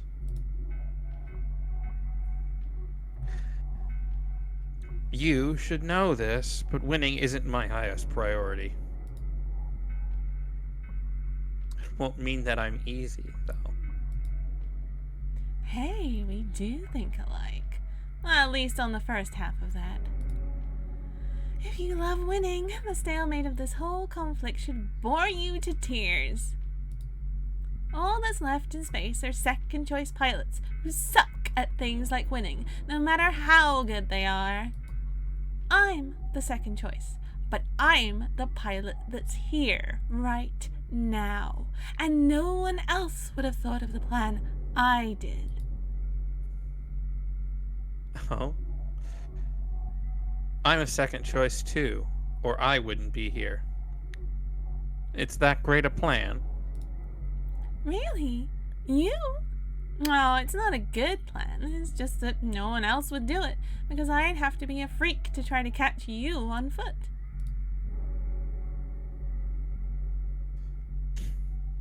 First choice would never be sent to space in the first place. That does sound like a crazy plan to me.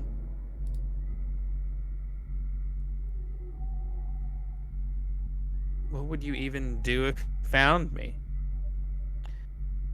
Assuming I'm standing still. Oh, I know it sounds like I'm showing off, but I couldn't beat you in a fair fight, so anything else is in my favor, right? Maybe it's the only way around that ghost ship of yours and how much of a genius you are. I can track any ship that I've hit once.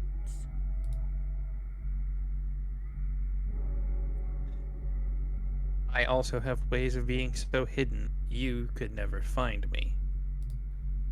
You're right! Huh. But you haven't used them. Maybe not. Also, did you know that your Maricrisium has a manual bypass for opening the cockpit?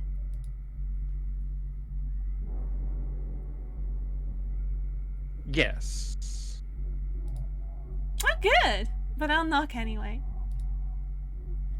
The gentle hiss of pressure, and the cockpit opens.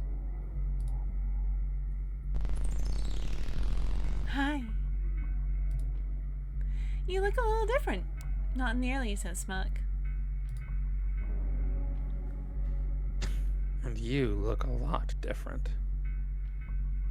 Oh, I remember you now.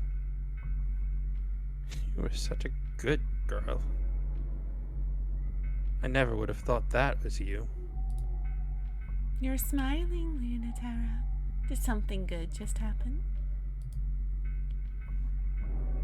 You must really trust me to come unarmed. Why would I need to be?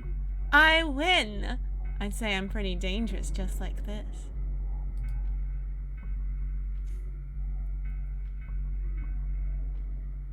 You think of everything. Never mind. You do look infuriatingly smug for someone I just beat. Step away from the controls. Sure. I'm not laughing at you. I'm impressed.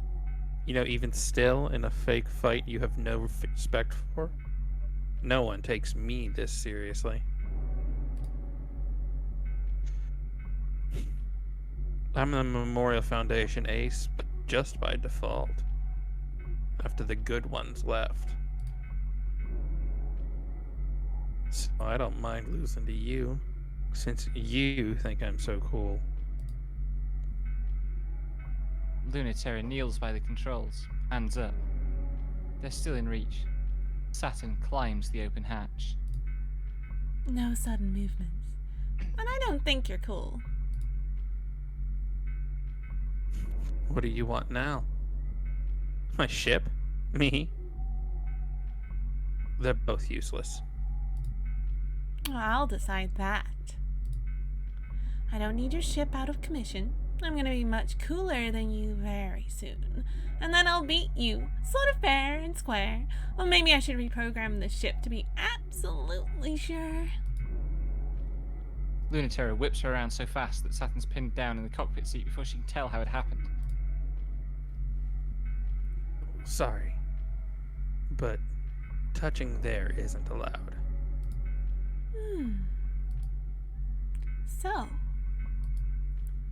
then where is touching allowed? You are absolutely much more dangerous without a gun. LT's hand is on Saturn's collar and her other on Saturn's wrist. Saturn slips her free hand down LT's arm. So, how about here? That's fine. What about here? I won't stop you. You don't mind if I touch your face, but you won't let me touch your ship?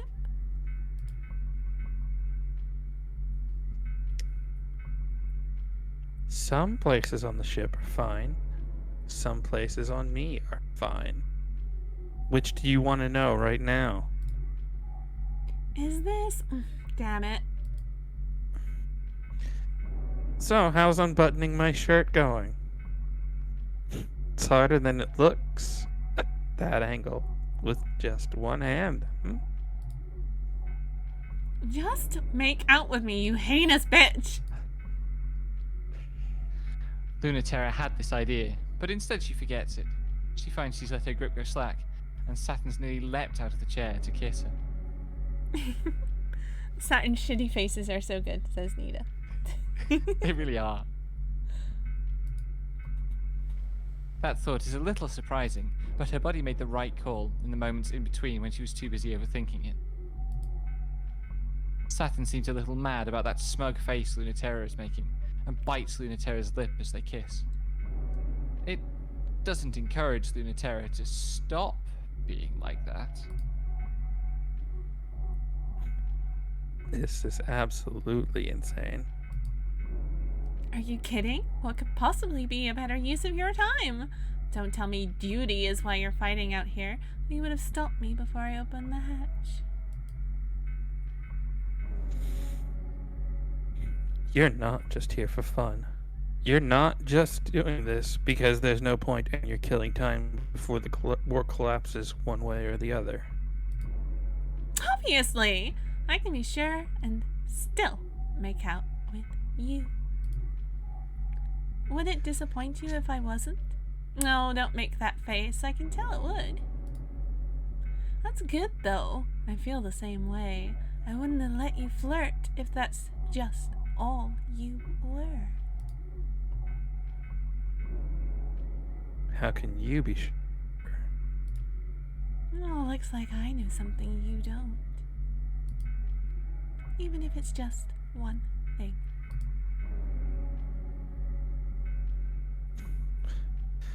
I'm always supposed to know. You always make it seem like you know what you're doing.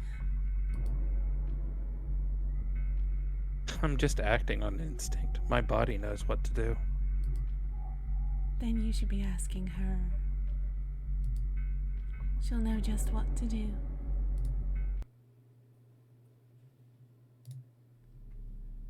Ah. Woo! Probably the best that stops there because of TOS. Okay. That's true. Academy student rating, that's Memorial Foundation, so I guess that's me. Yeah. Sorry. I won't rate them. They're still learning. Given this, Halamede is underperforming based on the expectations that you set out for her. I told you projections were completely divorced from reality repeatedly for this very reason. The authority she may have wielded on Earth means nothing up here.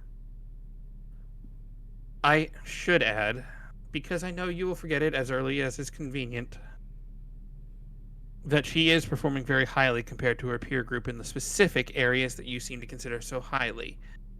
Yes, even compared to your Generation 1 aces.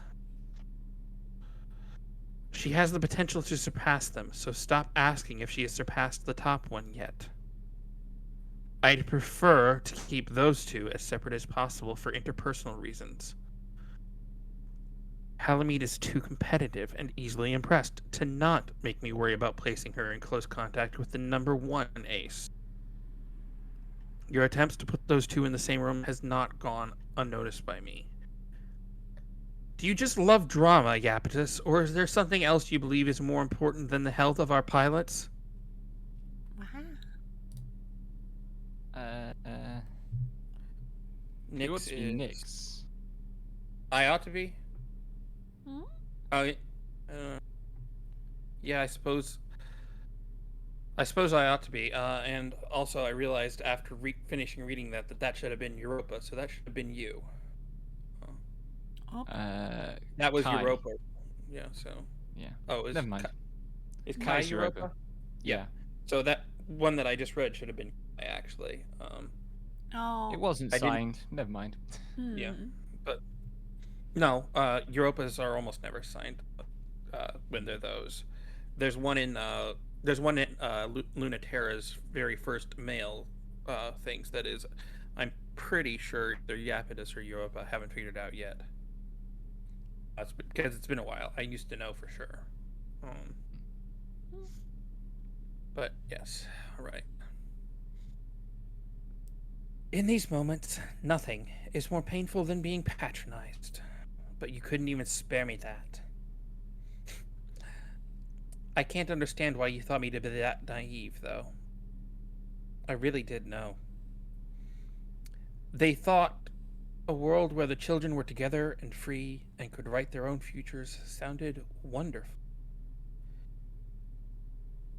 We didn't even get close for them to understand that's not what they wanted. I knew it from the start. I regret only that I didn't get further before they noticed. You are asking for my resignation, but there's nowhere else for me to go. And there's nowhere else for those children to go either. I won't let you have them, and I won't let you crush them back to their earthly shapes. What you are asking instead is for me to declare war. So I will do so. And we will see if Earth's tides are truly powerful enough to crush the new humanity you rejected. Wow. The captain told me to thank you for the data stream. You're very welcome. Do you have new results for me? Yes, I'll encrypt them. Thank you, you're the best. Mwah! I guess there's no point in asking what you want them for. How afraid should I be? I'm just trying to fulfill our mission, Mercury. You know that. I'm going to tell him you're as inscrutable and petulant as ever. Aw, please, I don't want your hubby to hate me. Why'd you always call Ganymede the captain anyway, lol? Because some of us have a sense of discretion. Aw, Captain's pet is so well behaved. You'll want to talk, Saturn. You're going to end up at the pound one of these days if you go through any more superior officers. No, it's cute. You both tidily locked that quick. You're making all the lesbians jealous. Then act like it, Saturn. And I will not apologize for locking it down. I've had my fill of being a pet. I don't really want to be a pet either. Maybe you are learning to love yourself. What I'd like is to be a toy. That's even worse. No, it's better. Plastic and metal can be molded into any kind of shape. You can smooth over and change whatever you want. You only have to accept the interference you're designed for. A toy never gets to do anything. It just sits there looking pretty. Mercury, what do you think I want? Don't you love how our ship selves evoke so much? Just by being plastic in the silhouette of a human? These beam weapons are my fingertips. The chassis is my tits. But they're also beam weapons and impenetrable chassis. They can shred the plastic all they want, but they can't touch me. Plastic can't get hurt. But you still can be, don't forget. People fawn over objects. They worship them. I want to be the product they obsess over. I thought you were tired of getting thrown away. I am not for individual retail sale. Look, don't touch. One of a kind, not sold in stores.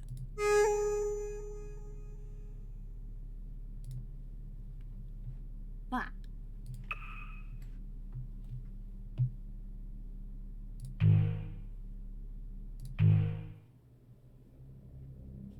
Saturn, what are you doing? Disabling all comms and the diving supports and... Oh, you're still here? I thought I cut this channel too. Well, I should go ahead and shut it. Don't you dare cut me off. You can listen if you promise not to whine or stop me. I will do no such thing, and you cannot make a deal with me. I'm simply stating a fact, not making an argument. Just why, Saturn? Why are you such an incorrigible, petulant nightmare?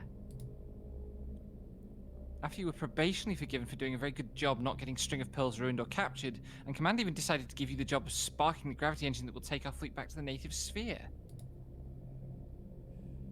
I would think you wouldn't be so into pressing your luck recklessly.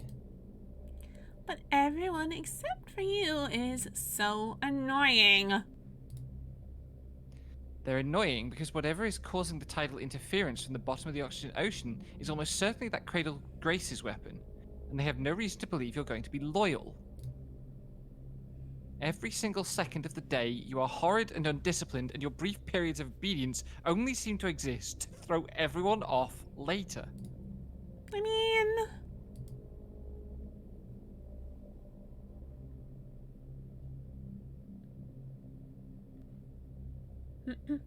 Okay? No, I'm not Mercury. Oh, sorry. Bleh. It's been a long day. Sorry. If you want me to cover for you, you have to play along a little. Why are you like this? Years of encouragement and grooming followed by abandonment and neglect. You know that. Same as you. And same for that pilot you're after, too. Is that why? In a different way. But I think so. Enemy or not, I want to talk. I think I'm getting somewhere. And I'm not going to get to talk if you all are interfering. What if she doesn't want to just talk? Then you'll really appreciate me cutting the cables before she pulls all of you down there with me. Why is it so important, anyway? You'll really jeopardize the whole operation for that? What? You don't think I have my own cutting master plan? It's way better than his. Supposedly, nothing can stop the Crown Macula. Is it better to find out if that's true sooner than later? Fighter or talk, which is it? How are they any different? Anyways, don't worry when the connection accidentally breaks. I'll be fine, promise. And you will be too. Wah!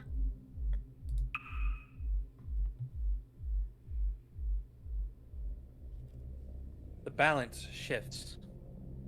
Because Pluto tugs, Saturn yields.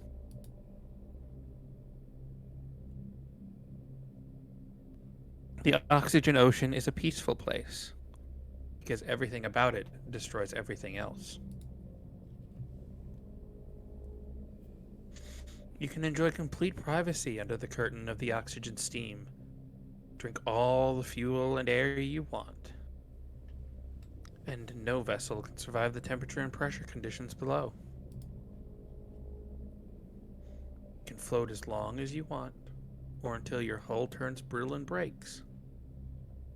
Or your organic components oxidize and explode. Celestial Mechanics discovered their wayward pilot's machine in temporary armor layers to seal out the unknown interference of gravity and seeping oxygen. The additional temporary armor layers might not be necessary, but they also might be. The Celestial Mechanics fleet tenders lower. The Celestial Mechanics fleet tenders lower the string of pearls in slowly, just to make absolutely sure. It feels wonderfully cold, like a spare blanket taken from the attic in winter.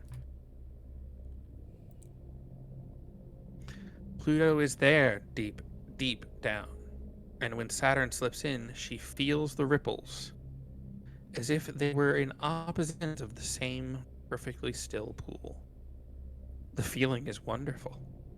Saturn's surprised that's true. How do you know that? Wait, who is you?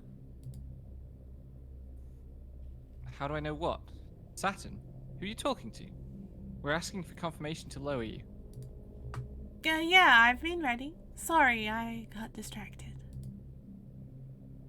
You must be, if you're apologizing. There's someone down there. She's speaking to me. No, she's trying to eat me alive. Or maybe. Well, it's really hard to tell the difference. Om nom nom. Awesome. Awesome. Love this track. It's familiar. I'm so stoked. Take me down. The ocean boils wherever she touches it, even with the external equipment. There's no way to rely on sight, and the paramagnetic influence is too erratic for sensors to process. She can only feel her way. For both of them. The cable to your left is extremely important. It's the only way we have of communicating and monitoring your situation. Uh-huh. So you'll need to be extremely careful with it. Are you listening? Yes, but not to you. Shush, shush, shush, shush. There's definitely someone here. Lower me. It's reaching out. Saturn feels funny. Something's not quite right. Like something's watching her. It's like someone's watching me. But it's also not like someone's watching me.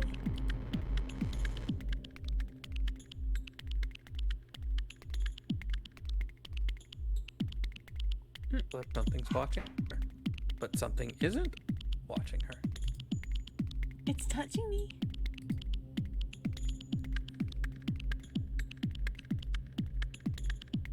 Something is touching Saturn. Its hands see her, and they also speak. It's saying something. The ocean ripples with boredom. It's really boring down here.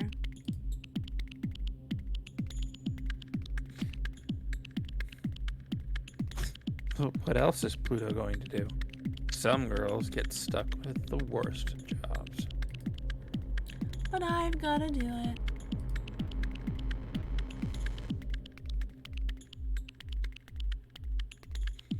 With nothing to do but send insinuations through the narration. So are you coming or what? I've got her again. Tidal spike detected. Oh! Uh-oh. Just a moment.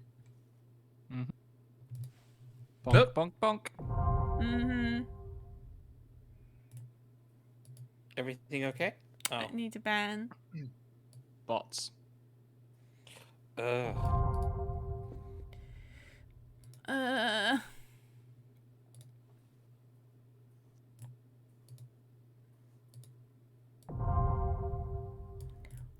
Okay.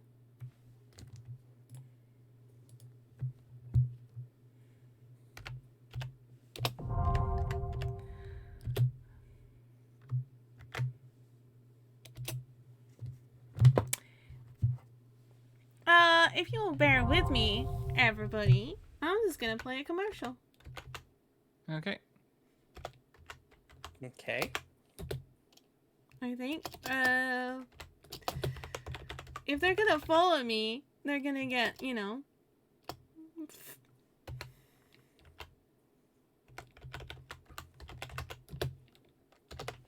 They can give me some pennies.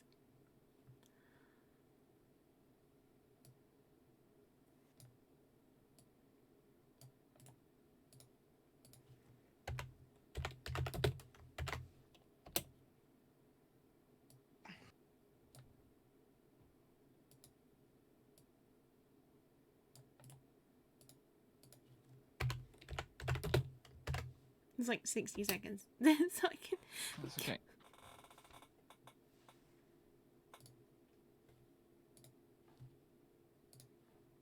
Sorry about that. No worries. Blue, blue, blue, blue, blue. We are already almost to day 5. It's been a couple of hours, so... Yeah, and I forgot to Yeah. host this. Oh. That's... I should be hosting it automatically. But, I have so many people host that I've put into the auto-host system that I have no idea who I'm actually auto-hosting at the moment. Could have been... It could be us. It could have been Callow.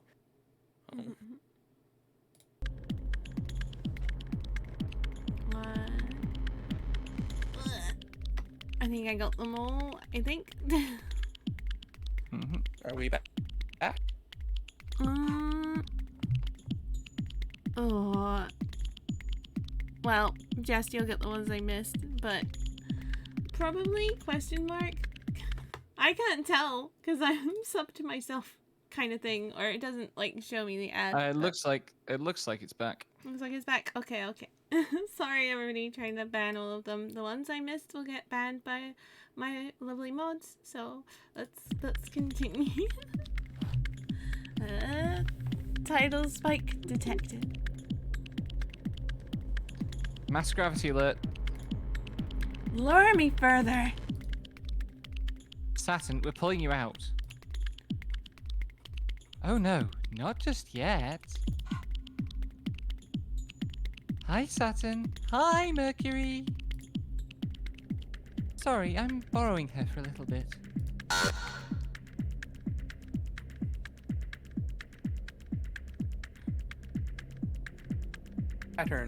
Saturn's cockpit floods with alarm lights of an imminent high-intensity gravity event. But it's too late. A string of pearls discharges its electromagnetic field and delicately breaks off the winch. Crunch. Saturn, what are you... The string of pearls cleanly slices off the left communication wire and the pulley system. The silence of the oxygen ocean reminds her of a sensory deprivation tank. What a good girl. Hey, don't praise me like that. I wanted to speak to you again. Damn it, I cut both wires. Even ship-to-ship comms are down. Saturn? Can you hear me? Would you hear me if I spoke with this ship? It's been such a long time since anyone could hear it. Pluto's tidal reactor pulses slowly. The thrum feels like it's coming from everywhere. Oh, I get it. You want to talk with gravity? Well, I'm not some miracle child, even though they tried very hard to make me as good as you.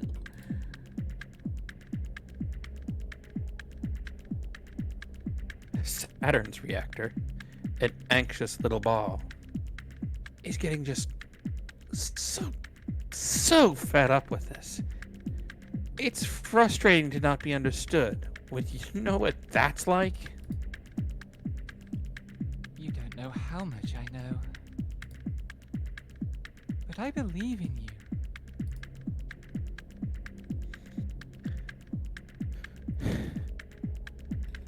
If Saturn moves too much, she might forget what direction up is. The sense deprivation of the ocean takes everything away. But she has to remember that's not true. I don't believe you, but I'm trying. Oh, she's trying. Of course I'm trying! Come on, where am I? Yeah, I hate people playing hard to get. I believe in you. But you gotta work for it. I can't do it. Sorry, but I'm cheating. the string of pearls electrotoxin shoots through the ocean. A bolt of lightning, it reaches out because it's attracted to you. It seeks the path of least resistance, looking for something that wants to respond. What it really does is run along the boundaries, theoretical and real. There's a place where the boundary between one thing and another is weakest, and it runs along the boundary until it finds it, and then it connects the two. Why is she doing that? Oh, it's what you're used to. Good at seeing weak spot. I've got a lot. Can you find them? You can do it if you try. Maybe you need a little push. It's like there's nothing! Not a single crack! Don't say you're not perfect. Don't make me do all the work. Hurry!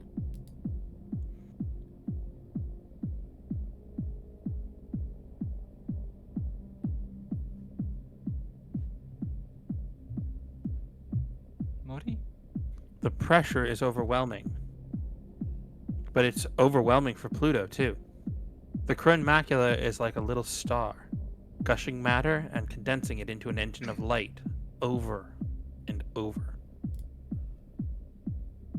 It was modeled after a theory of the Big Bang, after all. Made in secret on the planet Hades, on the boundary between what's human and what's not. It's a fragile boundary. You can touch it. But be careful.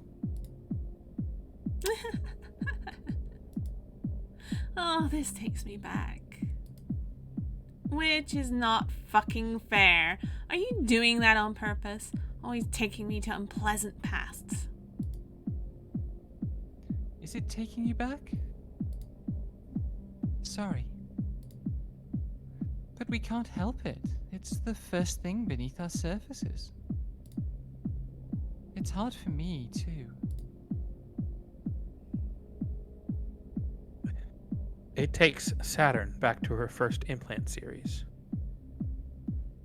when they took the most special children they could find and tried to cheat them into being even more special.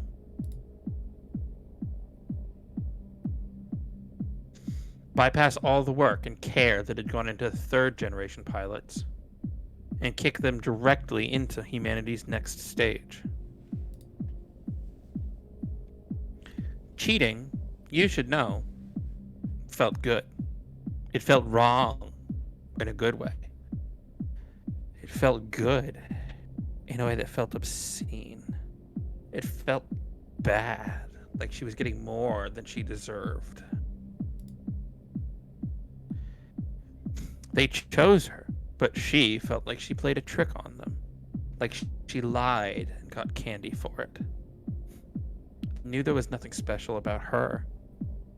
And then they gave her the most special thing. If they knew how special it was and how much she didn't earn it, they would have given it to someone else. But they didn't. Even when they threw her away, she never forgot how that felt. Why is it always like this?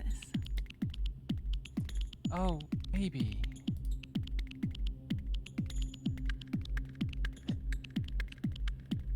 It takes Pluto back to when she was learning how to be a person. In space, they decided they would start over with assumptions. Humanity would be protected by the most human children they could make.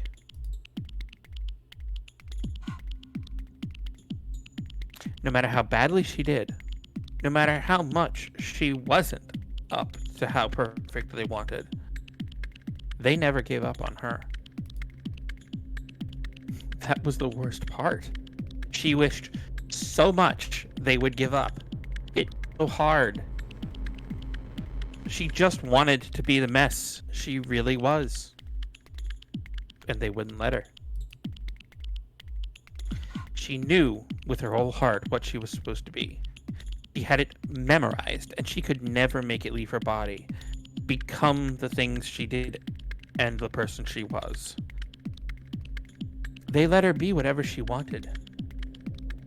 And she wasn't strong and smart, pretty enough to be it.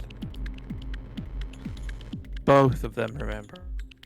Reaching through the wall to the one on the other side, wishing so hard to hold hands it feels like you really are. Your two pebbles dropped in the pond. But your ripples touching are enough.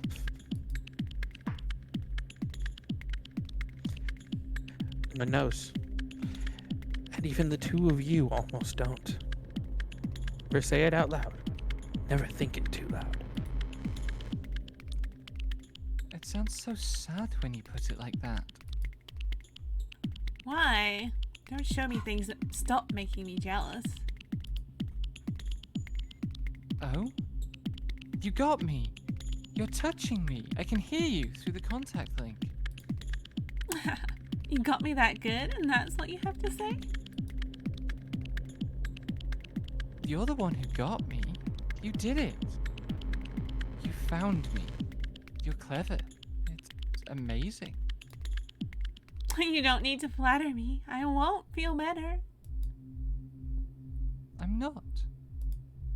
You better. I promise. Why am I so scared and you're so not? That's just me. Sorry I'm like this. Well, you can flatter me a little. You're a little needy, huh? Didn't you say I just had you? Haha, you do. You can do whatever you want now. Why did you do this?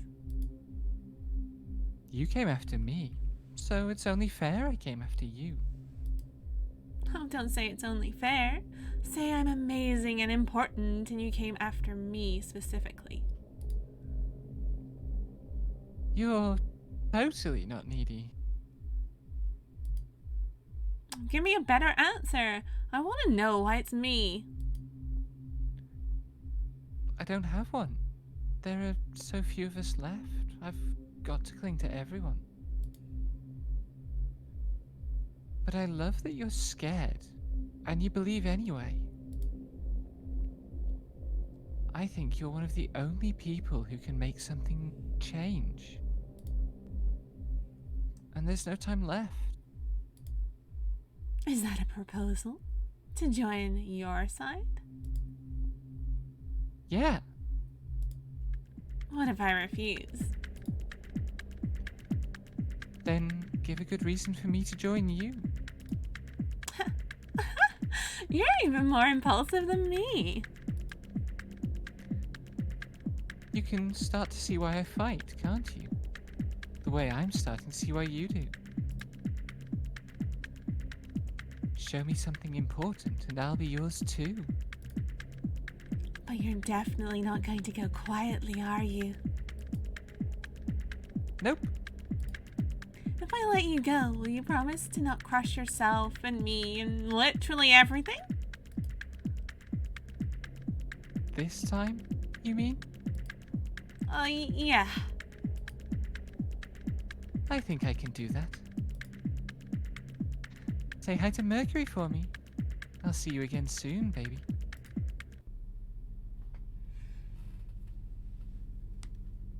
Next again. September 12th, 1963. That's when the first and last artificial colony of the native sphere was completed, in a tranquil bowl of stable gravity at Lagrange Point 5. As the front line against existential threats, a training facility for a generation of humans adapted to fight in space. As a colony environment with the life, gravity, and culture necessary for human beings to live, thrive, die, and be born. With the hope that peace on earth would reign if we won this war in heaven. Without pressure, water boils off our tongues. and we dissolve into component parts. Without culture, we forget the shapes we're supposed to have and turn inside out into something else. Out of necessity, we created a pressurized environment, exerting enough gravitational pressure to maintain cohesion in all sense in space. A ship self to ferry us through the world. They function only in places where the gravity of humans is too light to sustain existence. It was doomed from the start. And of course they were jealous. Of the humans the Earth no longer wanted. Flying on zero-G wings. Dr. Nix, Executive Director, Memorial Foundation Existential Expansion.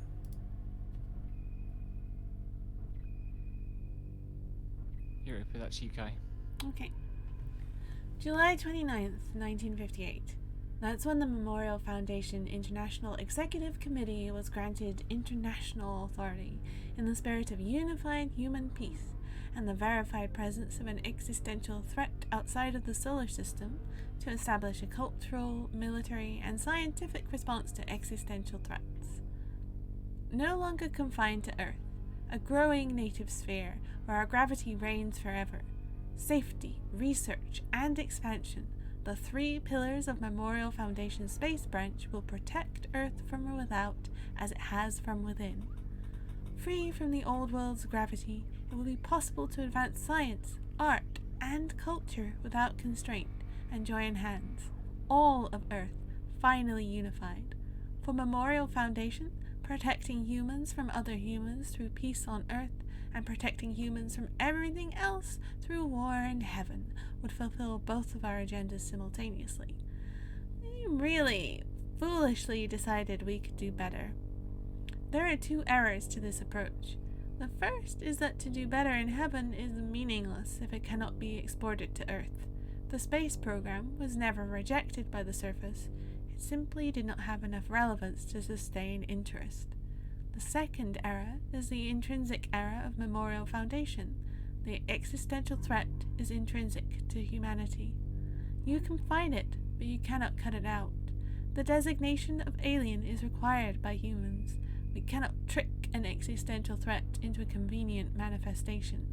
As it has always been, only humans can fulfill the criteria to be alien. Europa, Chief Officer, Memorial Foundation Existential Safety.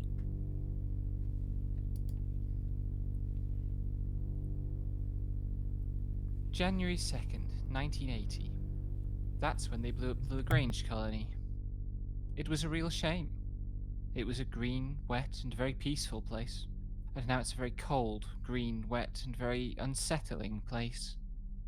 It's where we did a lot of legitimately incredible things, like create sustainable tidal reactors, new culture, experiment with human bodies and human development, manufacture self-sufficient alter egos for space exploration, and did everything other than successfully combat the unknowable existential threat.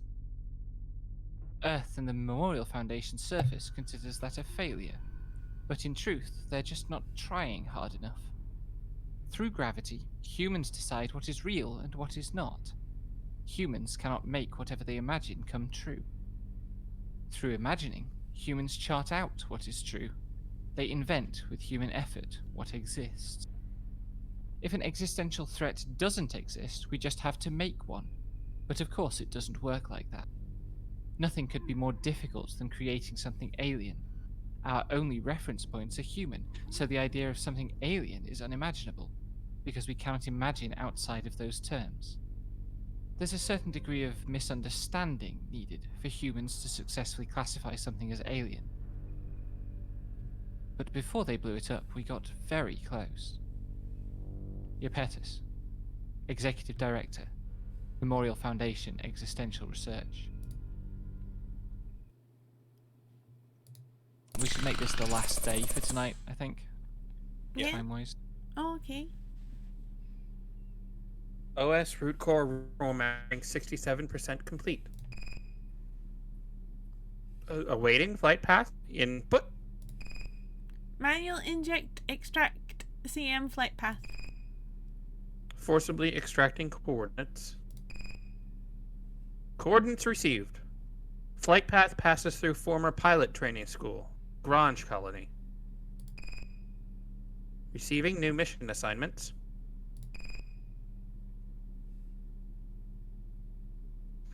Error.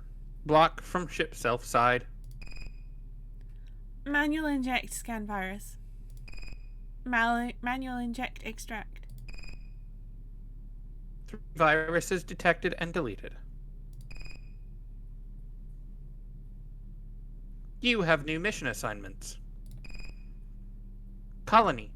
Reclaim tidal reactor from colony core before Memorial Foundation. Colony. Prevent theft of entire colony by Cradle's Graces. Accept orders? It's alright, Chesty. Aww. I bet the bots have been causing problems for mods. Well, get them when you can, don't worry. Thank you, Jesty. Lamau. Accepted. Normalizing gravitational slingshot effect. Prepare for immediate launch to the Grange Colony. I like to imagine that, like, Mercury programmed the orders to treat LMAO as an acceptance phrase. Probably. Either Mercury did or Iapetus did. Either one is sort of either one is hilarious, but for different reasons. Yes. Do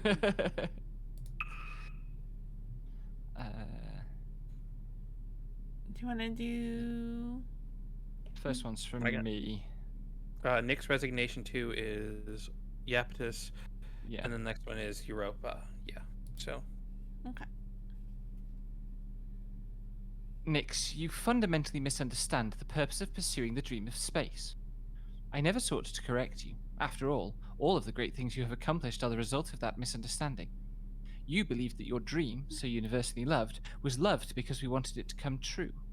This was not the case, of course, even though I think the Memorial Foundation truly believed that they wanted the same as you.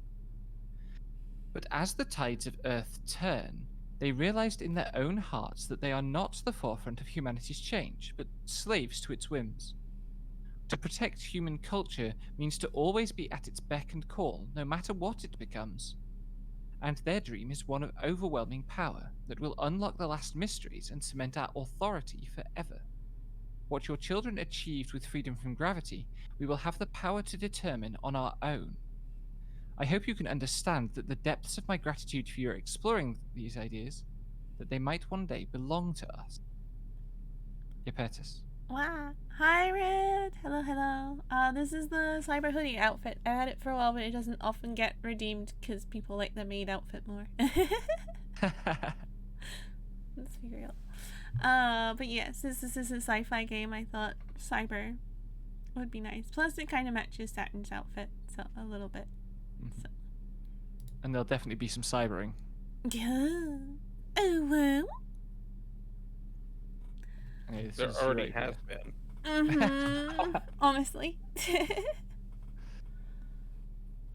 This one's you again, Kai. Okay. Of all the Generation 3 pilots, Mercury is far and away the one best suited to actually be a pilot. To the degree I'd be terrified of giving that position to any other one of Iapetus's nightmare brats. So there's absolutely no chance that he'll be assigned, of course. He really is trying to maximize. What I want to impress, however, is that Mercury is still someone Iapetus chose personally for the pilot role when he served himself during the Cold War, alongside the current second-tier candidate Saturn. Mercury used to be a lot different, which is obvious. A lot of our pilots used to be a lot different, for reasons only space can explain. I think reducing it to Mercury's personal stake is as incomplete a reading as it would be for any of the other pilots in Celestial Mechanics. Some of them even know exactly what they're doing, Mercury most of all. I don't think he has petulant grudges against humanity, he's just very critical. Wow. Don't make it sound like I hate following command any less than you. Don't worry. I would never doubt that. Hey, Mercury. Why are you still with Celestial Mechanics? Why are you? If you still are, that is. You're the one who can choose. Mercury. Oh, don't. If you hadn't hijacked String of Pearls, you'd be here like me, waiting. To see if it's true that we can be what comes after being human. I don't want that for you. I certainly don't trust or believe in celestial mechanics or Iapetus, but wasn't that the worst part? Even after he decided we weren't good enough to be the chosen pilots, neither of us left. He knew we wouldn't leave, because we already wanted it too much. Do you still want that more than anything else? I don't know. I know what I don't want, and it's to have nothing to show for it. Nothing to show for what? Coming to space, going to the academy, never having a chance to fight in the Cold War, not having a say either way, falling stupidly for the worst man alive. I'm counting on you, Saturn, to give me something better than just the same Earth we left. Oh, you never have to worry about that. I have only the highest ambitions for us. Those girls you're flirting with better have a decent future for us, is all that I'm saying. Hmm. Sure, fine, okay. Only if it's a really good one. If nothing else. I'll make sure that he doesn't get the future he wanted. Ha! Any future but the future he wants is good. Give me and Ganymede a good place, there, wherever and whenever it is. Wow.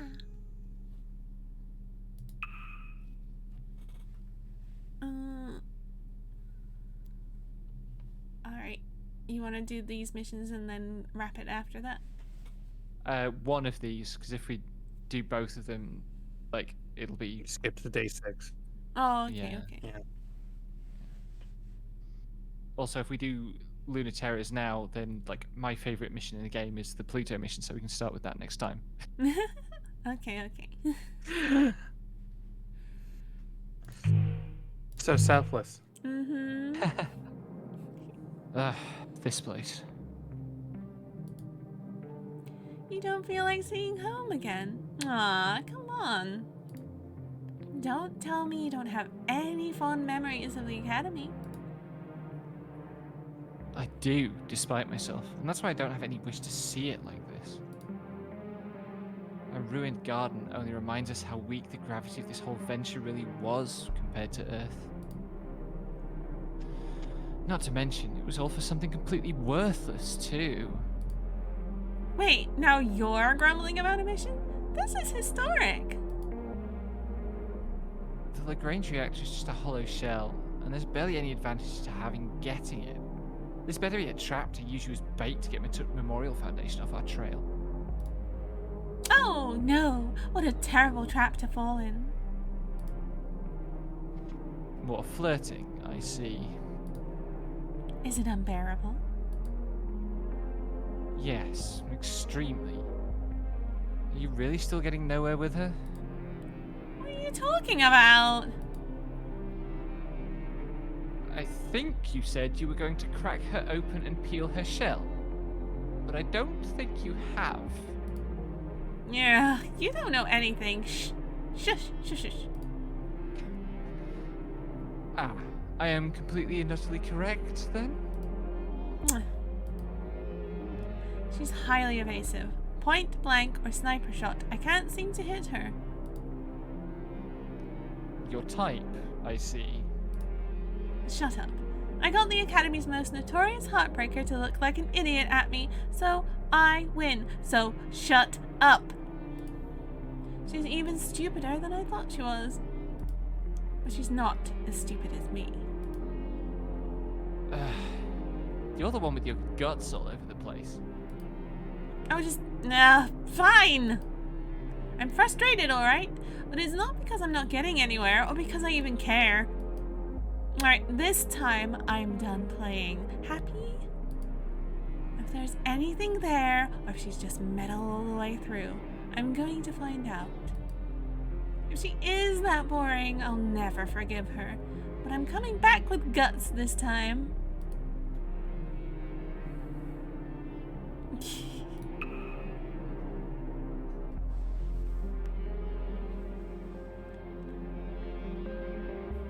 The prize attack isn't very sporting. Don't be jealous just because I got mine off first.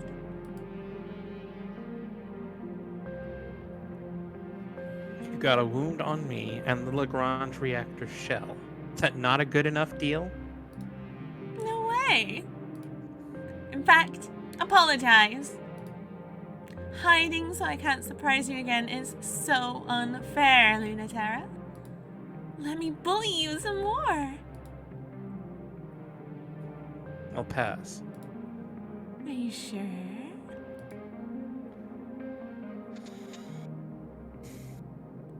Are you sure you don't want to get bullied? See if you can find me first. You like cat and mouse games, don't you? You want to try it again? I won't let you just play a game this time.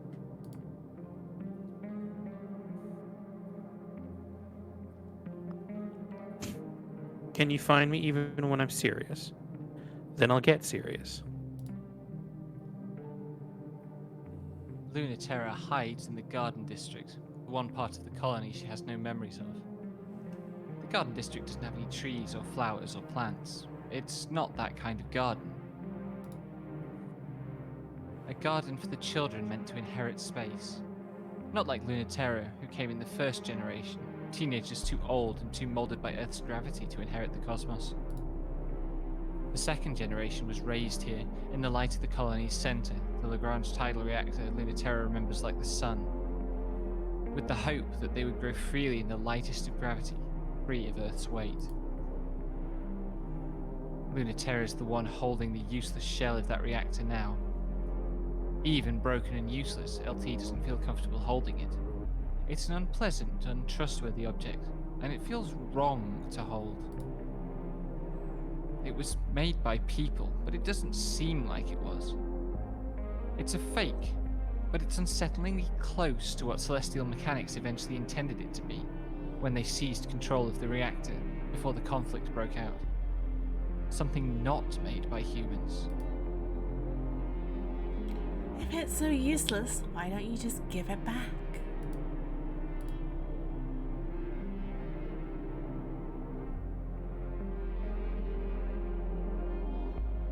You can tell what I'm thinking, huh? Or read between the lines. Just like Pluto, but different.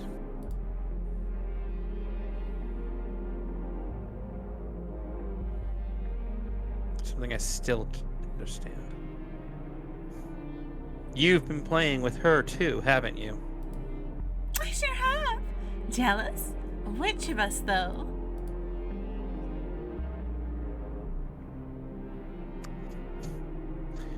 Both. I could never read the story like you both. I'm straightforward. Well, that's not even a little true. You're being way too stingy with the narration. Narration? You can't perceive space-time as a story. A narration spun out of the ambient gravity of humans, telling you about everything that is, if you can listen. You can't see how obviously your envy is bleeding out and everywhere, can you?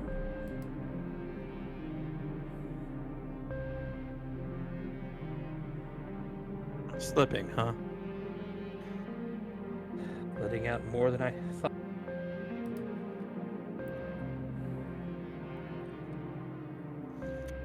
Let's see why I'm jealous.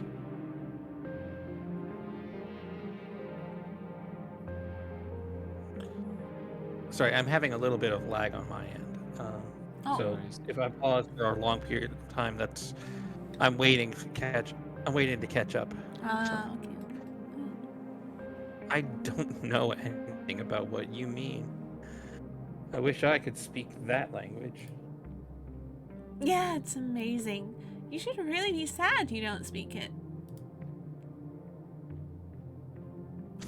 I have this absence. Your impression on the narrative is something like spilled whiteout, a gushing ocean of bleach, which is a pain in the ass for someone like us.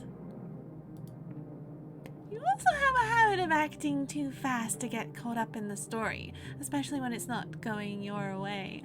3 times faster than the story knows what to do with.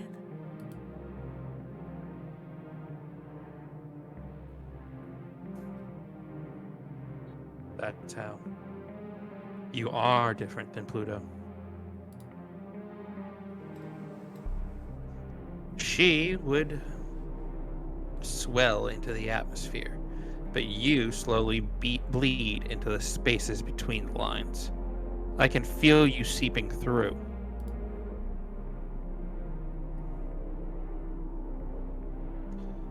Blurring the lines between one and the other.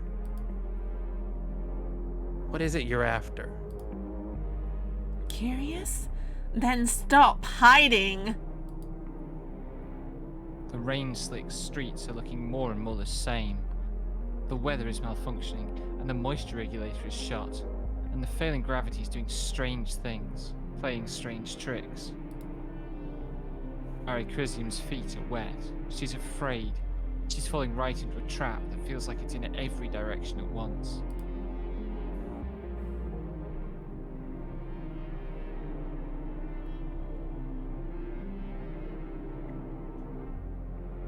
Can't prick me. Lunaterra dodges at the last second, or was never there. If Saturn bleeds into the narrative, then Lunaterra's trick is having a real habit of interrupting the story just when it's getting good. Good thing she'll never know how much Saturn and Pluto think that's cool. I have eyes too, Lunaterra. Don't think gravity alone is enough. Saturn swipes again. Lunaterra wouldn't be hit by such a thing, but she isn't ready for the dripping, sparkling Nero lightning. She misjudges the distance, the unsureness of gravity. Arichrisium sparks and bleeds from her left arm. Lunaterra swings her spear, crushes the string of pearls to the ground. It crumples, then darts away, lost in the mist. Saturn's worse off, but her machine will fix itself, and the poison in Arichrisium's systems is only getting worse. You almost got me, but not quite. Is your game off a little today, Lunaterra? I thought you were going to be serious.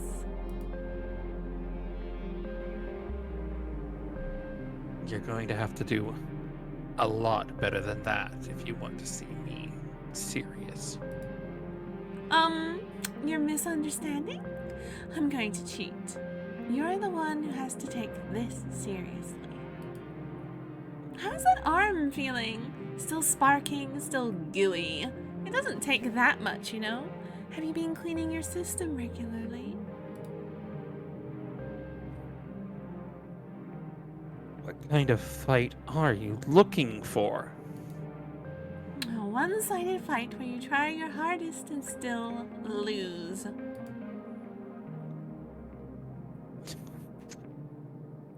Looking for payback. What? No, who cares about that? That's for you. Because you love getting owned.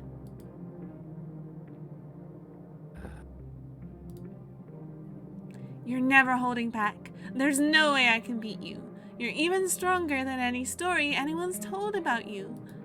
You always win and no one touches you. If ship self-fights were life and death, that'd make you a genius.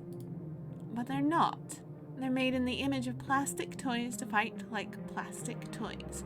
So that makes you an idiot for not playing along and being honest.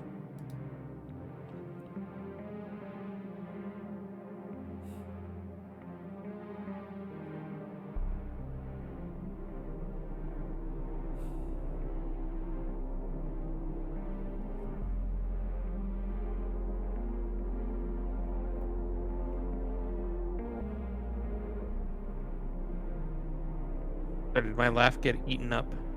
Yes. Sorry.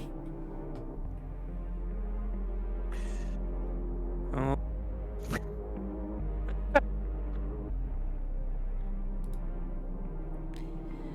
You'll save a lot of time if you give in and say, I'm right now.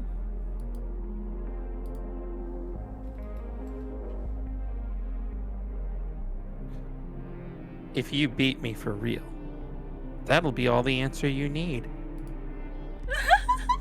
Stoic to the last, but that's a great. Your holding out on me is actually kind of delicious. When's the story going to tell me what's happening? When are you going to let me hear about all the static in your joints, the trembling in your mask, your slackening grip? I'm on the edge of my seat, waiting to know. Lunaterra knows that it's true. Saturn can't sense where she is at all, but she knows immediately that Lunaterra knows she knows. Tell me all about that, and I promise, without any hate or fear, I'll listen. You don't believe me, but I promise I won't laugh or hurt you. I can't see you, so you can escape if you want. I'll let you keep that little ball, even, and the poison will wear off, but I want to see. Do you want to show me? The Maricrysium crashes to the ground, skids along the wet streets of the colony. Her legs give out, and her arms are too weak to catch her fall. A string of pearls lands gently, surprisingly, but that's what these ships were meant to do. They're meant to land gently. Even the electrotoxins are tingly, not painful, in a warm, numbing sort of way, like flicking a battery with every part of your body. There's no way that Lunaterra can stand up. As soon as she lets it all in, she falls in a mess, totally defeated. Oh, wow. You really did it.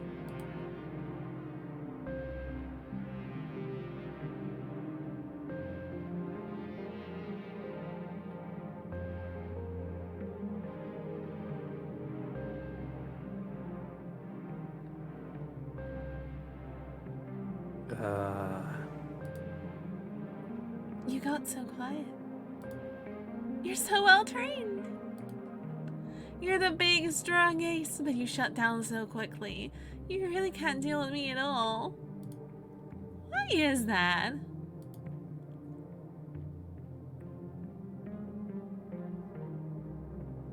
Didn't you say you weren't going to bully me? I'm showing all possible restraint. You really did make it hard. I thought you were kind of cool. You really acted like you knew what you were doing. Even though you're so scared. Leave me alone. Oh no, baby. Will you love this? You're looking forward to it. I can see right through you. These ships are meant to touch. If you never lose, you never let anyone in. Thinking of this as losing at all is actually kind of sad. You want to give this all up and drag me home? Are you really sure? Lunaterra, you really ought to not lie to me so much. This smug, untouchable Lunaterra that I used to hate, she's so boring. But the you that you don't want anyone else to see, that's a much better you. That's the you I want to see. Lunaterra is conscious of her own breath, of the unconscious, pulsing rhythm of her ship self, which trembles, and not just from the electrotoxins. She really can't move in any sort of effective way, but what she's feeling isn't fear, or even helplessness. It's anticipation. If she thought that she trusted Saturn as much as anyone else, not at all. Now that she has no choice, she's surprised. She trusts Saturn so much, even knowing exactly what she wants to do. Saturn plucks the broken reactor out of Maricrysium's hands and tosses it away like trash. And I will. Now that I have the power to peel your skin off and see it, I'm really happy. I never thought I'd finally get to see you like this, even though you're letting me. Little secrets just for me that the narration will never tell.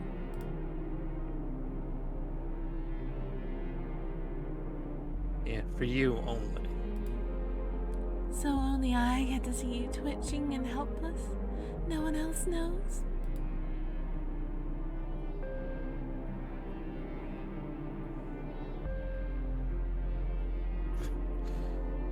Not telling. But it's just for you. So keep it ambiguous. Got it. I could be straddling you and pinning you. That's certainly possible, but not for certain. I'm not saying anything definite. You've got it. Thank you. I've got my pride. Yeah, your pride? Tell me about that. It's worth a lot to me. And I'm worth even more, right?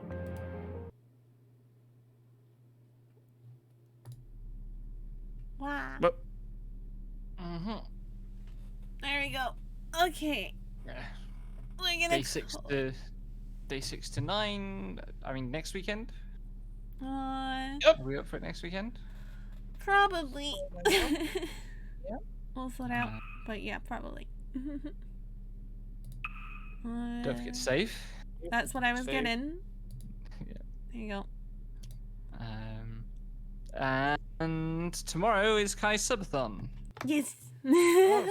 Ellie, it is. Yeah. Wow. Yeah. Yes. I have like things, goals and things. So Mm-hmm. I I'm gonna was. bully you with money and make you do some FF14 thing that I've forgotten the details of. Yes. I will be playing a Nier or Ivalice raid as a healer for every $5 in donations, and the subscription rewards are separate. Mm-hmm. So yeah, it'll be about the same time as we started this stream tonight, and there'll be things happening. I guess mainly I'll be playing Final Fantasy 14, but also just I don't know things. Many things. Yes. Mm-hmm. I have an image for it, but like, ow. This was an unplanned promo. There you go. For sure. Mhm. Wah! We've definitely got to get you to 60. Oh. What, you want me to play Apex? I want someone to play Apex with. Oh, I see. You know, I'll be terrible, though. I'm bad at I shooters. mean, I'm extremely bad at Apex. It'll be hilarious. Ah, so it's that kind of bully. Okay. It's not bully. I just want a partner in suffering. Not bullying, she says. Definitely no bullying. I'm not suspicious at all. No, I genuinely am horrible at Apex. Aw. What? Well, yeah. Hope to see you there. With my connection the way it is, I would be horrible at it too. That's fair, though. That is fair. I just... even when I'm playing FPSs, like, offline, so I don't have, like, internet latency or whatever from connecting to, like, US servers from the UK or anything, I'm just like, I'm bad at shooters. But it's a popular game, and I know people who play it and stuff, so I thought, you know what, I'll put it on there. Why not? I tried to think of entertaining things to put on there for me and also for my community. ?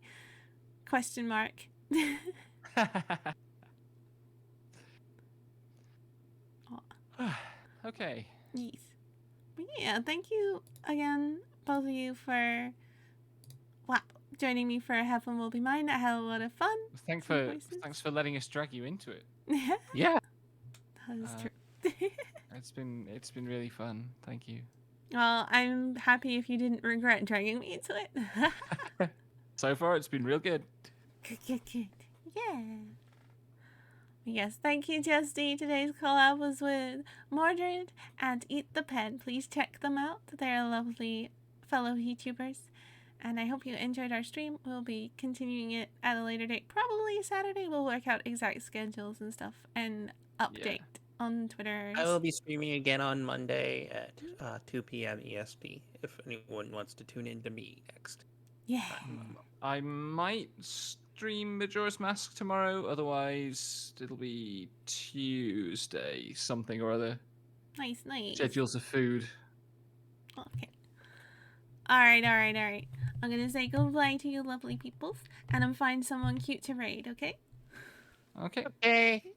Goodbye. Bye-bye. Bye-bye. Boop. And oh, that does something to that group PNG. That does. Oh well. Deafening does something to the bouncy group PNG thingy that we had set up there. So I think that needs some refinement. But yes, let's find someone cute to raid. Thank you again for joining me, chat. I hope you had a really good time. Thank you for the raid right at the beginning from Hey It's Playtime, and for the follows that weren't bots that I very much appreciate. Justy, I'm at 291 followers. What the fuck do I do? Ah! But yes. That was fun. Thanks. Oh, I'm glad you liked it, Logical. Yeah, welcome. Thank you for watching. I'm glad you enjoyed it, for sure. I am very new to the game, but very much enjoying the narrative that is happening, so it's nice. Yeah. Let's see, who's live? Who could we read? Blah, blah, blah. Oh.